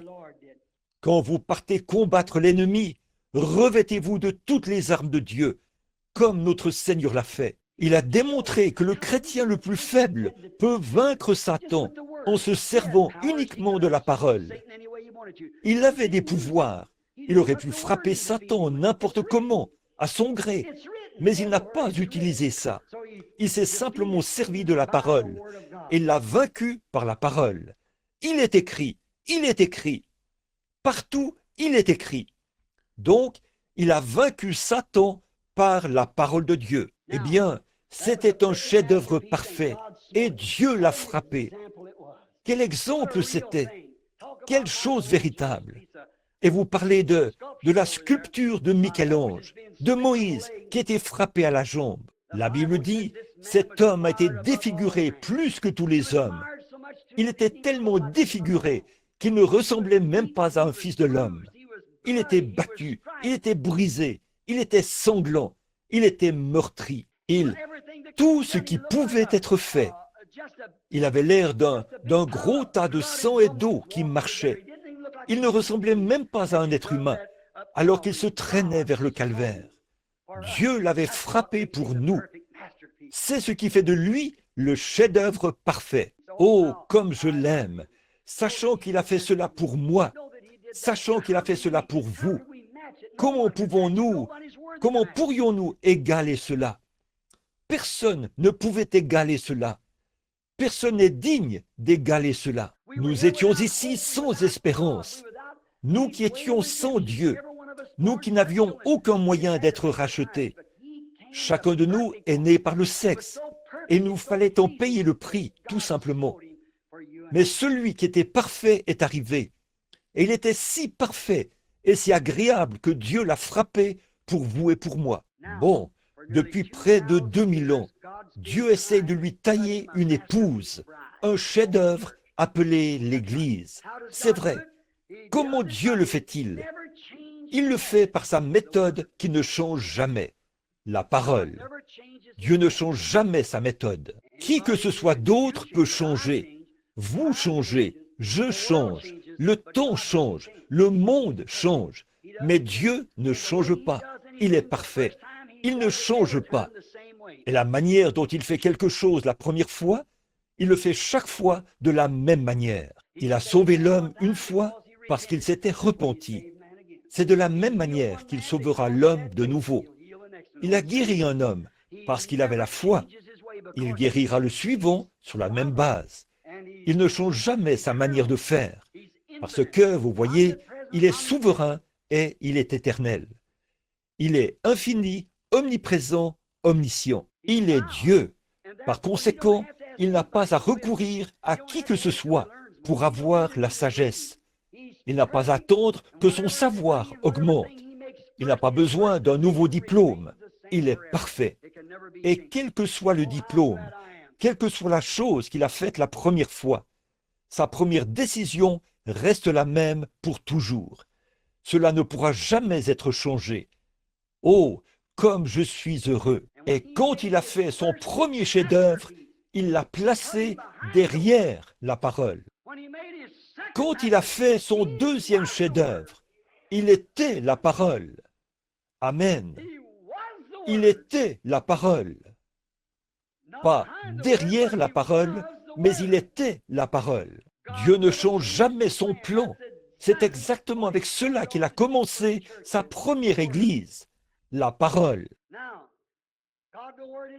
Or Dieu, la parole, au commencement, il était indépendant de tout, de toute chose, de tout peuple. Maintenant, je ne dis pas ceci par esprit de contradiction. Dieu est un ségrégationniste. Le savez-vous? Vous parlez d'intégration. Dieu est un ségrégationniste. Il l'est certainement. Il sépare son peuple du monde. Il a séparé Israël, sa nation. Il essaie de séparer son Église du monde. Mais l'Église veut frayer avec le monde. Mais son peuple est encore séparé. Séparé pour être à lui. Qui est-il? La parole. Comment un homme peut-il avoir le baptême du Saint-Esprit? Et le Saint-Esprit a écrit la parole. Et un homme aurait le baptême du Saint-Esprit et nierait la parole? Comment le Saint-Esprit en vous peut-il nier sa propre parole qui vous a été destinée? Je n'arrive pas à comprendre cela. Il doit s'accorder avec la parole. Et si l'Esprit que vous avez en vous ne ponctue pas chacune des promesses de Dieu d'un Amen, il y a quelque chose qui ne va pas. Frère Fred Sussman, ou quelqu'un ici ce soir, a donné une citation. Jésus-Christ est le même hier, aujourd'hui et éternellement. Il est la parole, ça c'est sûr. Il est toujours le même, vous voyez, et votre esprit doit ponctuer cela d'un Amen. Oh, dans un sens, il l'est. En tout point, il est le même, hier, aujourd'hui et éternellement. Nous remarquons donc que Dieu a commencé à se former une épouse pour Christ. Alors, il faut que cette épouse s'identifie à lui et en lui, parce qu'elle est une partie de lui. Donc, l'épouse est une partie de lui. Elle est une partie de lui. La parole, pour ce jour-là, l'épouse devient une partie de cette parole, car c'est Christ. Maintenant, croyez-vous cela? Il nous faut être en Christ. En Christ. Il nous faut être de Christ, en Christ, une partie de Christ. Qu'en est-il d'une femme quand elle épouse un homme ou quand un homme épouse une femme? Il faut que cette femme devienne une partie de lui. Ils ne sont plus deux, ils sont un. Et quand Dieu et Christ sont devenus un, ils étaient un. Car Dieu était la parole, et la parole a été faite chair. La chair et la parole sont devenus un. Et quand l'Église devient l'épouse de Christ, elle et les évangiles sont une seule et même chose. Alors, comment pouvez-vous dire, les jours des miracles sont passés? Alors, comment pouvez-vous dire, il n'est pas le même, hier, aujourd'hui et éternellement? Comment pouvez-vous dire, ces choses n'étaient que pour les apôtres, ou les disciples, ou des gens d'une autre époque, alors que vous êtes une partie de lui, alors qu'il a dit, les cieux et la terre passeront, mais ma parole ne faillira jamais. Qu'en est-il d'Apocalypse 22? Quand il a eu fini d'écrire le livre, il a dit, je déclare que si quelqu'un ajoute un mot ou en retranche un mot, sa part sera retranchée du livre de vie. Comment parviendrons-nous au ciel alors que nous disons, eh bien, je crois ceci, mais je ne crois pas cela? Il vous faut être la parole dans sa plénitude, car vous êtes une partie de lui. C'est ainsi que Dieu essaie de former son Église aujourd'hui, pas par un credo. Et ils essayent de nous imposer cela, les amis. Vous pouvez voir cela venir. L'Écriture est sur la muraille. Avant longtemps, nous formerons une Église mondiale. Et chaque Église sera obligée d'en faire partie ou d'en subir les circonstances. Eh bien, êtes-vous prêt à supporter cela? Vous feriez mieux de ne pas le faire simplement parce que vous pensez que c'est la bonne chose à faire. Vous feriez mieux d'avoir Christ en vous, parce que cette parole est éternelle, et c'est cette parole qui vous ressuscitera. Vous devenez une partie de cette parole. Vous vous identifiez à la parole. Aujourd'hui, vous dites, je suis chrétien. De quelle dénomination faites-vous partie? Eh bien, ça n'a absolument rien à voir avec le christianisme. Il n'y a pas de mal à avoir des dénominations. Je ne suis pas contre ça. Mais vous voyez, c'est ce que les gens sont. Beaucoup de gens disent que je démolis les dénominations, que je leur donne des coups de pied. Ce n'est pas ça. Non, monsieur. Les dénominations, c'est très bien. C'est comme des contrats de travail ou des choses du genre. Mais quand vous vous accrochez à cela et que vous dites « Je suis chrétien parce que je fais partie de telle et telle église », ça ne veut rien dire. Vous devez faire partie de Christ, et Christ est la parole. Et bien des fois, ces dénominations sont aussi éloignées de la parole que l'Est est éloigné de l'Ouest. Pour être l'épouse, vous devez vous en tenir à la parole. Si vous êtes dans l'épouse, vous êtes dans la parole, et la parole est en vous. Et la parole qui reflétait Dieu à travers Christ reflète le même Dieu à travers vous. Amen. Amen signifie qu'il en soit ainsi. Alors, qu'il en soit ainsi. Je crois que c'est la vérité. Vous devez vous identifier à lui. Eh bien, pour que je sois un véritable et authentique Américain, pour que je sois un vrai citoyen de cette nation, je dois m'identifier à elle. Je dois assumer tout ce qu'elle a jamais été, bon ou mauvais. Il faut que je sois tout ce qu'elle est, bon ou mauvais. tout ce qu'elle sera, bon ou mauvais. Il me faut m'identifier à cette nation pour être un Américain. Pas vrai? En temps de gloire ou de honte, dans la liberté ou dans la flamme, peu importe ce qu'elle traverse, je dois être le bâtisseur de son immortalité. Je dois me tenir là et faire bloc. Tout ce qu'elle est, je le suis. Tout ce qu'elle a jamais été, je le suis. Tout ce qu'elle sera, je dois en être un participant. C'est vrai, pensez-y un instant. Alors, pour ce faire, en tant qu'Américain, je vais vous le montrer, de sorte que vous soyez certain de saisir cela, alors que je termine. Pour que je sois un Américain, il faut que je m'identifie à tout ce que ce pays a jamais fait. Ainsi, j'ai débarqué à Plymouth Rock avec les ancêtres. J'étais à Plymouth Rock avec les pèlerins. J'étais avec eux là-bas. J'ai chevauché avec Paul Revere un soir pour avertir cette nation des dangers qui la guettaient. J'ai dû y être si je suis un Américain. Vous dites, oh, frère Branham, attendez un instant. La Bible dit dans Hébreux chapitre 7, ceci, Lévi, qui perçoit la dîme, l'a payé, car il était dans les reins d'Abraham lorsque Melchisédek est allé au-devant d'Abraham, son arrière-arrière-grand-père, et cela lui était imputé. Quand son arrière-arrière-petit-fils était dans ses reins, quand Abraham a payé la dîme à Melchisédek, Dieu l'a compté. L'a-t-il fait? C'est vrai. Peu importe ce qu'est cette nation, je le suis. C'est vrai. Alors j'ai débarqué à Plymouth Rock. J'ai chevauché avec Paul Revere. J'ai traversé Valley Forge. J'étais dans cette rivière glacée avec George Washington. J'étais l'un de ces soldats américains qui n'avaient pas de chaussures quand ils ont marché contre les Britanniques. J'avais les pieds gelés ce matin-là.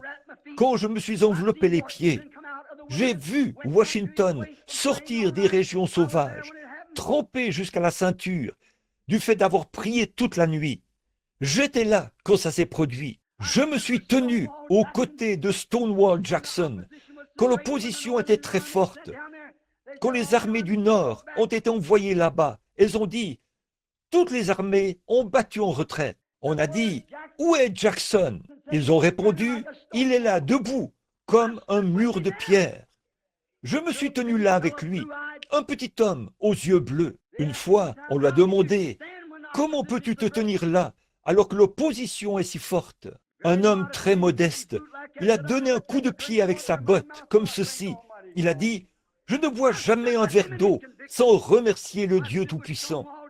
Je l'ai soutenu dans ses convictions. Je me suis tenu aux côtés de Stonewall Jackson. C'est vrai, j'étais au Boston Tea Party. J'ai aidé à jeter une partie de ce thé britannique dans l'océan. Il le fallait pour que je sois un Américain. Oui, monsieur. Oui, monsieur. J'ai signé la déclaration d'indépendance aux côtés de Thomas Jefferson. J'ai sonné la cloche de la liberté le 4 juillet 1776. Je m'identifie à sa honte lors de la Révolution, quand un frère luttait contre son frère et un père contre son fils. Je dois m'identifier à sa honte, de même que je m'identifie à sa gloire. C'est tout à fait vrai. J'étais sur Wake Island quand tous ces soldats ont perdu la vie. Je les voyais tomber. Je les ai vus quand ils se sont emparés de Wake Island. J'ai aidé à hisser le drapeau sur Guam. Certainement, tout ce qu'elle était et tout ce qu'elle a jamais fait, tout ce qu'elle est maintenant, je dis fièrement que je suis une partie d'elle, parce que je suis heureux d'être américain. Pas vous? Pour que je sois un chrétien, je dois faire pareil. Alléluia! Oui, monsieur.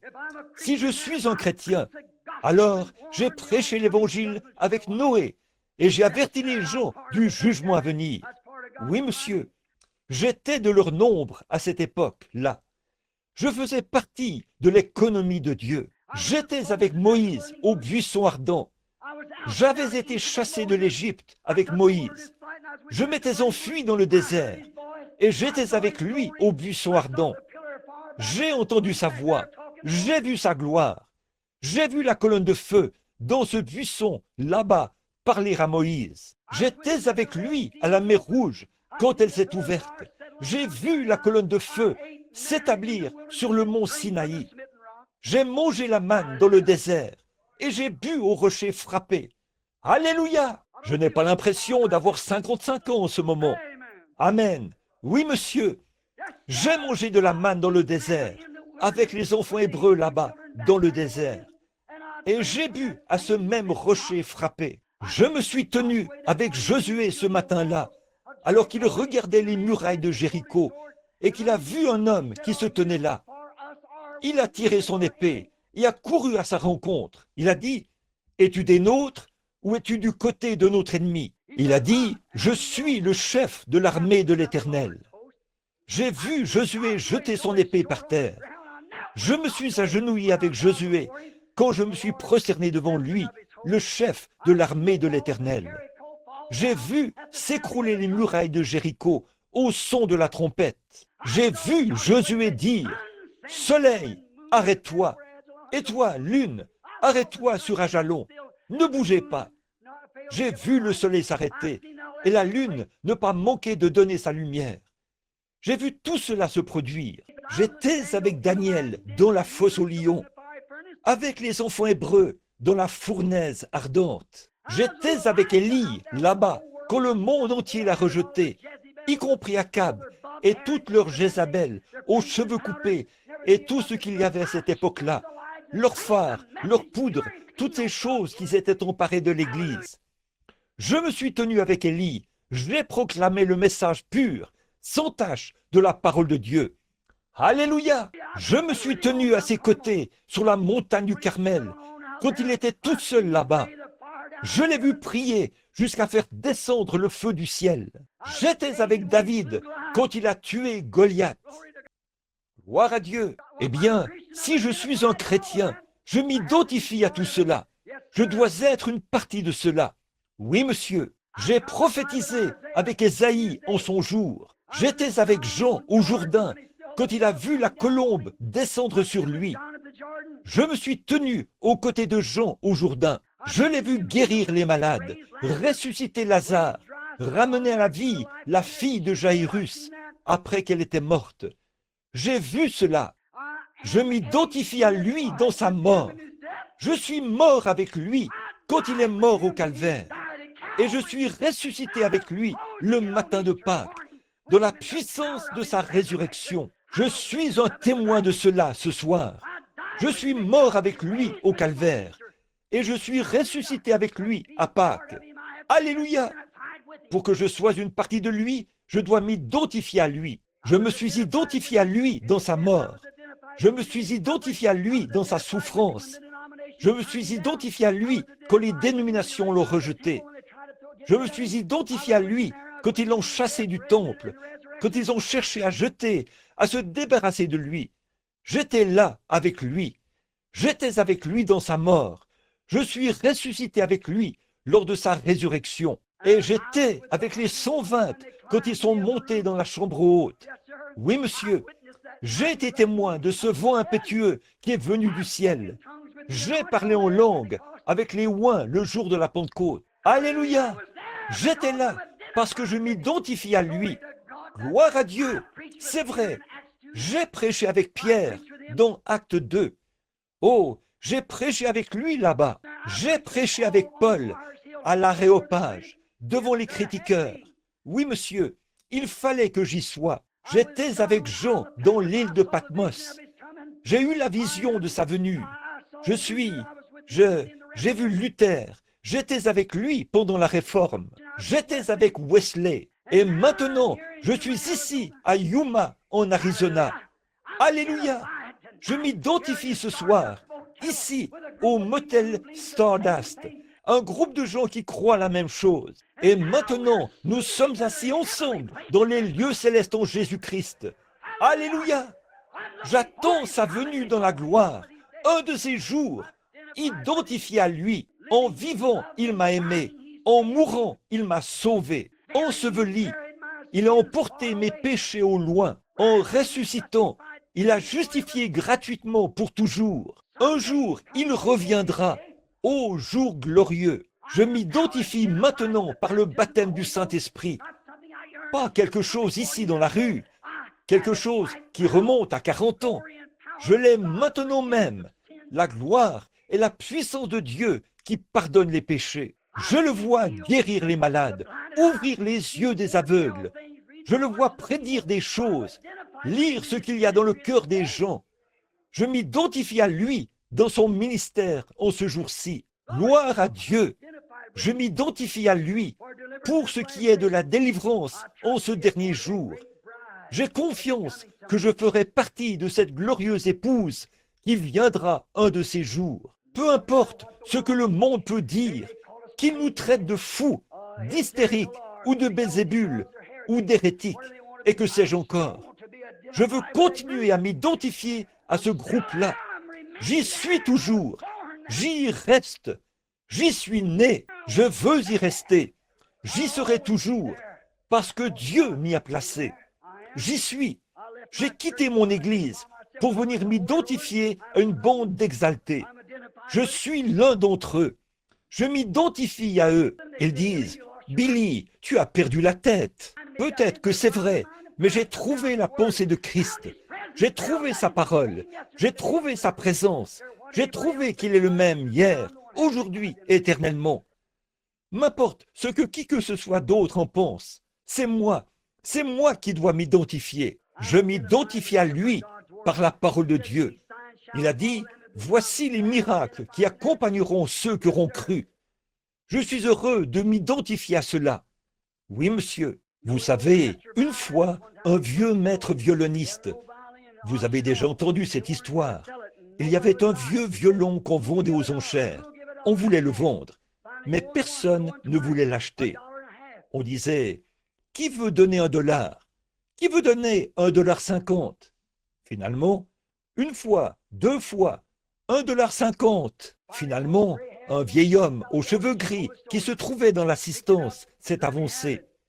Vous connaissez l'histoire. Il l'a ramassé. Il a dit, donnez-le-moi. Il a enduit l'archet de colophane et a joué du violon à quelques reprises. Les gens se sont mis à pleurer. Les larmes ont commencé à couler sur leur visage, comme ça. Et à ce moment-là, le commissaire-priseur a repris le violon et a dit, « Qui fera une offre ?» a-t-il dit. « $1,000, 2,000, 5,000. » Quelle était la différence? Le maître, celui qui le connaissait, celui qui l'avait fabriqué. Il savait comment faire ressortir ce qui y était enfoui. Et tant que nous essayerons de mener nos églises par des credos et des dénominations, nous ne réussirons jamais. Que le grand constructeur de l'humanité, celui qui a fait l'homme à son image, celui qui est en train de se former une épouse pour la même cause, que le Saint-Esprit se saisisse de son archet et joue une seule fois cette parole dans votre cœur. Et ce sera notre meilleur exemple. Peu importe le nombre de grandes églises que vous fréquentez et le nombre de noms inscrits sur le registre, ça portera plus de fruits pour Jésus-Christ que toutes les églises, les dénominations, les credos, les églises du monde et les organisations du monde entier. Il est en train de former une épouse. Oui, monsieur. Il est en train d'en détacher les morceaux maintenant, d'en ôter le monde. Oh, l'adhésion à l'Église, les credos, les dénominations et les dogmes, tout cela doit être retranché de l'Église. Leurs idées formalistes, leur indifférence, leur doctrine et tout. Revenez et laissez le Maître prendre l'archet. Laissez le Maître vous prendre dans ses mains, jouer la parole et dire « Jésus-Christ est le même, hier, aujourd'hui et éternellement. » Dites « Amen, Seigneur. Forme-moi, façonne-moi, Seigneur. Fais de moi ce que je devrais être. » Alors quelque chose de différent se produira. Alors, si moi, je suis élevé de la terre, j'attirerai tous les hommes à moi. Oui, monsieur, il vous taille maintenant. Il vous taille pour vous faire correspondre à sa parole. Il ôte de vous tous les credos, tous les dogmes et tout le reste. Il essaie de former de nouveau une épouse pour le Fils, un autre chef-d'œuvre, une partie de la parole. La parole. Jésus ne pouvait pas prendre cette place. Vous souvenez-vous de la lecture qu'il avait faite ce jour-là dans le livre? Il n'avait lu qu'une partie de la prophétie. Il avait laissé le reste pour les derniers jours. C'est à nous qu'incombe cette autre partie. Alors, voyez-vous, il a taillé, il veut tailler l'Église, tout comme il l'a fait pour le Fils, comme il l'a fait pour l'épouse et l'époux. Pour que vous soyez son épouse, vous devez être une partie de lui, pas une partie du credo, pas une partie de l'Église, pas une partie de la dénomination, mais une partie de lui. Tout ce qui est taillé d'une quelconque autre forme ne marchera pas. C'est dans la parole que vous devez être taillé. Le monde doit être ôté de vous pour ne laisser vivre en vous rien d'autre que la parole. Le grand sculpteur compte sur vous. Si vous êtes disposé à prendre position et à vous laisser façonner à la ressemblance de son exigence, de ce que sa parole exige. Dans les derniers jours, je répandrai mon esprit sur toute chair. Vos fils et vos filles prophétiseront. Christ est le chef-d'œuvre identifié de la parole faite chair. Il vous est demandé de vous identifier en lui par la même parole, afin d'être le chef-d'œuvre de l'épouse. Donc, mes frères, en ce temps-là, Dieu avait un chef-d'œuvre à présenter au monde. Maintenant, il veut un chef-d'œuvre pour aujourd'hui. Êtes-vous disposé? Êtes-vous prêt, mon ami chrétien? Êtes-vous vraiment certain que votre vie reflète vraiment Christ? Peu importe ce que dit le monde. Ils vous disent, vous avez perdu la tête, vous êtes devenu fou, vous êtes allé vous joindre à cette bande d'exaltés. Ne prêtez pas attention à cela. Si vous n'êtes pas vraiment, réellement sauvé et dans ce corps, et que la parole de Dieu est en vous, et qu'elle se reflète, et que vous reflétez la vie de Christ, mon frère, ma sœur, ne prenez pas de risques. Peu importe ce que vous êtes, le genre d'expérience que vous avez, laissez la parole se refléter en vous chaque jour, parce que Dieu, en ces derniers jours, est en train de rassembler une épouse pour son Fils, Jésus-Christ. Courbons la tête. Bien-aimé Père Céleste, c'est une manière si rudimentaire de m'exprimer devant un groupe de gens intelligents. Mon instruction est insuffisante, Seigneur. Je prie que le grand Saint-Esprit fasse pénétrer ces paroles dans le cœur des gens, afin qu'ils voient ce que je voulais dire. S'ils n'ont pas pu comprendre ma manière décousue de dire les choses, Seigneur. Mais dans mon cœur, je vois ce que tu essayes de faire. Je crois, Père, que l'épouse doit être une partie de l'époux. Elle doit être comme l'époux, car elle est une partie de lui. Elle ne pourra jamais, jamais être son épouse, tant qu'elle ne deviendra pas une partie de lui. Et aujourd'hui, c'est une partie de la parole qui montre qu'il est le même hier, aujourd'hui et éternellement. Le grain de blé qui vivait jadis sur la terre est tombé dans le sol, a repoussé et a été semblable au grain qui avait été mis en terre. Et Seigneur, le jour de la Pentecôte, une glorieuse église est née. Un autre grain de blé a surgi pour devenir un époux et une épouse du dernier jour. Nous avons vu qu'il était mis en terre pour lui depuis des milliers d'années. Depuis le concile de Nicée, il est resté là, à pourrir dans le sol. Les critiqueurs ont écrit ce livre, Le Dieu silencieux, qui permettait que de petits enfants meurent, tués par des lions et brûlés. Et les gladiateurs ont martyrisé les chrétiens et les ont brûlés sur le bûcher. Si seulement cet homme avait eu la compréhension spirituelle, ce blé devait pourrir dans le sol, mais il est de nouveau sorti de terre, pas semblable à ce qu'il était quand il avait été mis en terre. Il avait été mis en terre sous la forme d'un grain de blé, mais quand il est apparu, il avait des pousses, comme le jeune blé qui pousse. Finalement, il a poursuivi sa croissance, de Luther à Zwingli et ainsi de suite, pour finalement aboutir à une aigrette. Cela s'est transformé au jour de Wesley. Ça ressemblait un peu plus au blé. plus que les pousses y ressemblaient. Il est en train de redevenir ce qu'il était. Ensuite, nous voyons qu'un grain a poussé et qu'il ressemblait pratiquement au vrai grain. Et si jamais vous essayez d'ouvrir cette balle, vous verrez que ce premier grain de blé ne contient pas de grain du tout. C'est une balle, une feuille. Seigneur, le grand réveil pentecôtiste qui s'est produit, il fallait qu'il en soit ainsi, Seigneur, pour protéger le blé quand il viendrait. Sinon, il n'aurait pas eu d'endroit où aller. Maintenant, Père, nous savons que nous ramenons toutes choses à la nature, parce que tu as formé la nature. Tu as racheté la terre par la manière dont tu l'as baptisée, du temps de Noé, au terme de sa prédication. Tu as aspergé la terre du sang du Fils pour la sanctifier pour toi. Et dans le grand âge à venir, lors du renouvellement, tu l'embraseras par le feu pour en brûler toutes les choses du monde. Comme tu fais pour le chrétien, tu le sauves, le baptises, le sanctifies. Puis tu ôtes le monde de lui. Et pour montrer qu'il t'appartient, tu mets en lui le Saint-Esprit. Nous savons que ce blé est passé par le même processus. Toute la nature fonctionne de la même manière. Maintenant, Seigneur, quand nous voyons maintenant la balle s'écarter du grain, devenir mondaine, ô Dieu, fais que ces grains, la balle doit s'écarter pour que le grain puisse entrer dans la présence du Fils. J'entends venir la moissonneuse-batteuse, Seigneur. C'est pour bientôt. Et alors, le grand ascenseur emmènera son épouse dans la gloire, dans la présence de Dieu. Je te prie, Père, de bénir chacun de nous. Fais que nous nous rappelions, Seigneur, que ceci, c'est notre occasion. Nous n'en aurons peut-être pas une demain. Aujourd'hui, c'est notre occasion.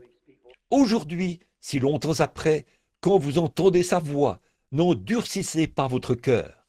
Seigneur Dieu, je ne connais pas ces gens. S'il y en a ici qui n'ont pas ceci, accorde ce soir qu'ils reçoivent la plénitude de Dieu et qu'ils soient remplis du Saint-Esprit. Accorde-le, Père. Maintenant, avec nos têtes inclinées et nos cœurs aussi. Mes amis, excusez mes manières. Je vous ai présenté un message décousu. Je prie que Dieu vous fasse voir ce que je voulais dire. Maintenant, si je ne veux pas que qui que ce soit lève les yeux, gardez simplement la tête inclinée. Qui que vous soyez, si vous n'êtes pas certain que votre vie, maintenant, voyez, chacun de ces processus, qu'est-ce qui leur est arrivé? Ils ont formé une organisation. Qu'est-ce qui s'est passé? L'esprit est allé sur quelqu'un d'autre. Dès que Luther s'est organisé, c'est allé directement sur Wesley. Wesley s'est organisé, c'est allé directement sur les pentecôtistes. Les pentecôtistes se sont organisés. Où cela va-t-il? Exactement comme la colonne de feu. Ça avance continuellement. Et certaines personnes disent, je suis pentecôtiste. C'est bien. Je suis luthérien. C'est très bien. Il n'y a pas de mal à ça. Mais mon ami, le blé continue d'avancer. Nous avons eu l'un des plus grands réveils. Ça a duré plus longtemps. L'histoire montre qu'un réveil ne dure qu'à peu près 3 ans. Celui-ci se poursuit depuis 15 ans ou plus. On a de grandes campagnes de guérison, mais ça s'est refroidi maintenant. Regardez, à la suite de chaque réveil, il y a toujours une organisation qui voit le jour. Pourquoi cela ne s'est-il pas produit dans ce cas-ci? Il y a un petit groupe de frères qui avait commencé quelque part par ici et qui se faisait appeler la dernière pluie. Ils ne sont allés nulle part. Cela a échoué. Pourquoi? C'est l'âge du blé, mes amis. C'est le blé. Il y a un ministère sur la terre qui est exactement comme celui qui était mis en terre là-bas au début. Une véritable expérience pentecôtiste. Les églises s'organisent. Et l'une essaie de construire un bâtiment plus imposant que l'autre, d'avoir plus de membres et tout. Des organisations petit à petit. Nous le voyons. Je suis pentecôtiste. Nous les voyons qui s'en écartent. Mais qu'est-ce que c'est? Il faut que cela se produise afin que le Fils puisse atteindre le grain. Si cela n'avait pas été là au départ, qu'il n'y avait pas de balle pour l'envelopper, il n'aurait nulle part où aller. Dieu en a fait une balle, vous voyez, comme le maïs, comme le blé, comme tout ce qui vient du grain. Maintenant, vous voyez, aucune organisation n'a vu le jour à la suite de ceci. Pourquoi? Il n'y a plus de temps pour ça. Nous sommes à la fin. Et si vous n'êtes pas tout à fait où vous devriez être, et que vous dites, frère Branham, si Dieu exauce votre prière en faveur des malades, j'ai entendu ce que le Seigneur a fait en répondant aux prières. Vous avez entendu parler que d'autres personnes dans le monde prient aujourd'hui. Vous dites, voulez-vous prier pour moi afin que je reçoive cette expérience, frère Branham? Je ne vous reverrai peut-être jamais. Je ne vous reverrai peut-être plus. Mais priez pour que je sois là-bas.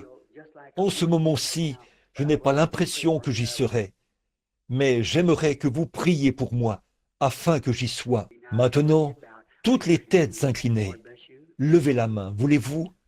Que le Seigneur vous bénisse, et vous, que Dieu vous bénisse. Dans ce groupe de gens, je pense que peut-être 50 ou 75 mains se sont levées. Maintenant, cher Jésus, tu es le juge. Nous ne sommes que les prédicateurs. Je te prie, Dieu bien-aimé, et si je trouve grâce à tes yeux, exauce ma prière. Tu as vu toutes les mains qui se sont levées. Tu sais ce qu'il y a dans leur cœur. Nous croyons qu'ils sont destinés à la vie. Et Satan, tout comme au jour d'Adam, il essaie d'empêcher ce chef-d'œuvre de paraître. Que cela s'arrête ce soir. Puisse le sang de Jésus-Christ contrecarrer cela, et puisse-t-il paraître devant Dieu comme un chef-d'œuvre. Accorde-le, Père. Puisse-t-il s'identifier à la parole de Christ. Il a dit, si un homme ne naît de nouveau, puisse-t-il recevoir cette expérience de la nouvelle naissance. Puisse-t-il recevoir le baptême du Saint-Esprit, qu'il soit renouvelé, que toutes les choses du monde soient renversées. Ils n'en veulent plus, Seigneur.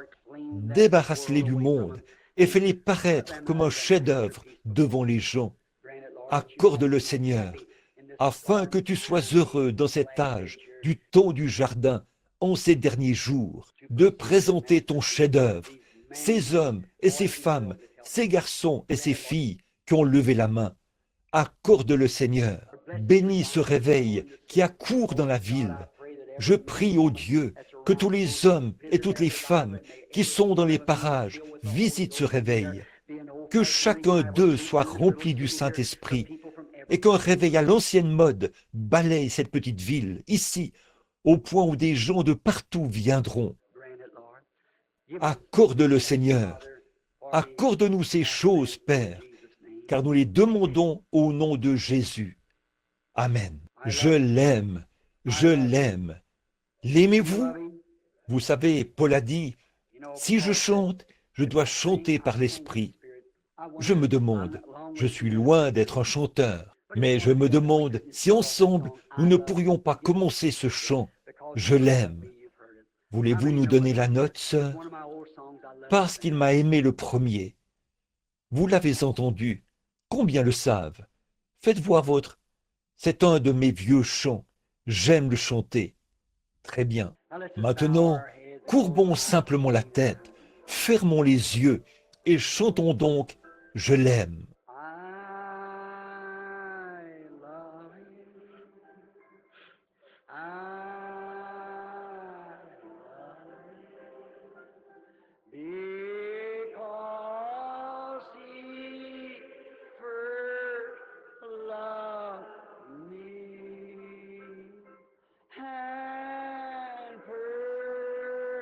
Just my salvation on Calvary's tree. Let's hum it. Fredonnons-le. Un jour, des arcs-en-ciel balayeront le ciel. La trompette sonnera. Les morts en Christ ressusciteront. Oh, combien nous le désirerons à ce moment-là. And purchase my salvation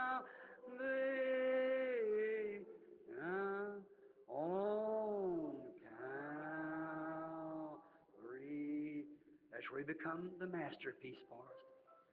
C'est là que pour nous, il est devenu le chef-d'œuvre. Souvenez-vous-en, tous les chefs-d'œuvre, avant même qu'ils puissent entrer dans le temple de la renommée, ils doivent d'abord passer par la galerie des critiques. Les critiques doivent voir s'il y a des critiques à formuler là-dessus. Mais quand ils supportent la critique, alors on le place dans le temple de la renommée.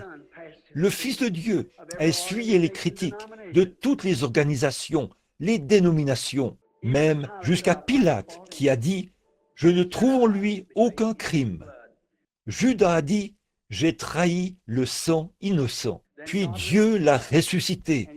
Et il se tient dans le grand temple de la renommée aujourd'hui, à la droite de Dieu, pour intercéder. Ne voulez-vous pas le rejoindre là-bas? Ne voulez-vous pas faire partie de cela? Vous le pouvez. Vous y êtes conviés. Pendant que nous chantons ce cantique, pourquoi ne pas en parler avec lui maintenant? First love me and purchase my salvation on Calvary Street. Pendant que nous le chantons à nouveau, j'aimerais que vous serriez la main de quelqu'un en face de vous maintenant, de l'autre côté de la table. Dites que Dieu vous bénisse, amis chrétiens, que Dieu vous bénisse. Priez pour moi. Que chacun de vous le fasse maintenant, alors que nous le chantons de nouveau.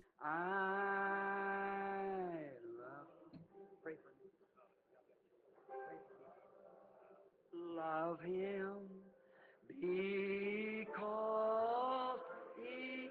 C'est ça, serrez-vous la main, dites, priez pour moi. Vous tous, priez pour moi. Je veux tant y être. And purchase my salvation on Calvary Street. Maintenant, courbons la tête, fermons les yeux, levons les mains et chantons-le lui maintenant. Oh God, I love you because he first loved me and purchased my salvation on Calvary. Regardez votre chef-d'œuvre qui est suspendu là. Great sculpture. Toi, le grand sculpteur, le grand Dieu qui a créé l'homme, qui l'a formé et l'a façonné à ton image. Je te prie, Seigneur, de nous prendre ce soir. Que ce soir soit pour nous une soirée mémorable, vraiment inoubliable. Fais que ce soir, Seigneur, ce soir, ici même, au motel Stardust, des hommes soient façonnés par toi pour refléter l'image des fils de Dieu. Accorde-le, Seigneur. Ô grand sculpteur, tu es le seul qui puisse le faire. Seigneur, prends ta parole et façonne-la dans chacun de nos cœurs, afin que nous soyons tes chefs-d'œuvre en ces derniers jours et que nous soyons appelés l'épouse de Christ. Que d'autres hommes puissent voir que c'est si réel et qu'il y a une grande joie à vivre pour lui. Seigneur, en ce jour où même nos églises perdent leur sincérité, on a l'impression que tout est devenu à la Hollywood, Seigneur. Que s'est-il passé? Ils ont recherché ce qui brille plutôt que ce qui rayonne. Nous savons que le monde brille par la mondanité, mais l'Évangile rayonne par l'amour et par Christ. Fais, Seigneur, que nous nous éloignions du scintillement du monde pour entrer dans le rayonnement de Christ. Ils sont à toi, Seigneur. Tu les as acquis. Ils ont levé la main ce soir. Ils voulaient l'être. Maintenant, Père, si je le pouvais, je l'aurais fait. mais je ne le peux pas. Mais je te fais confiance. Tu as dit, je ne mettrai pas dehors celui qui vient à moi, celui qui écoute ma parole et qui croit à celui qui m'a envoyé, à la vie éternelle, et ne vient point en jugement. Là, il ne s'agit pas de faire semblant, Seigneur, mais de croire qu'il est passé de la mort à la vie. Accorde-le, Père. Ils sont à toi, par le nom de Jésus-Christ. Amen. L'aimez-vous? N'est-il pas merveilleux? Donnez-nous un petit air, ou plutôt la note, ma sœur. Merveilleux, merveilleux. Aimez-vous chanter? Est-ce que je prends trop de temps? J'aime adorer, pas vous? Un petit message tranchant comme celui-ci. Vous savez, ça me coûte d'être tranchant, mais vous devez river le clou pour qu'il tienne. Vous savez ce que je veux dire. Oui, vous devez l'enfoncer là. Vous voyez? Vous aimez ce chant? Merveilleux, merveilleux, Jésus est pour moi. Vous le connaissez? Wonderful, wonderful, Jesus is to me. A counselor, Prince of Peace, mighty God is He. Saving me, keeping me from all sin and shame. Wonderful is my Redeemer, praise His name. I once was lost, now I'm found, free from condemnation. Jesus gives liberty and a full salvation, saving me, keeping me from all sin and shame. Wonderful, my Redeemer, praise His name. Tout le Everybody, monde. wonderful, wonderful, Jesus is to me. Counselor, Prince of Peace, mighty God is He, saving me, keeping me from sin and shame. Wonderful is my Redeemer, praise His name. Maintenant disons, gloire au Seigneur, gloire au Seigneur. Ne vous sentez-vous pas récuré? Vous sentez-vous bien? Adorez le Seigneur. Il est merveilleux. Que Dieu vous bénisse jusqu'à ce que je vous revoie. Je vais maintenant remettre le service aux frères, à celui qui préside.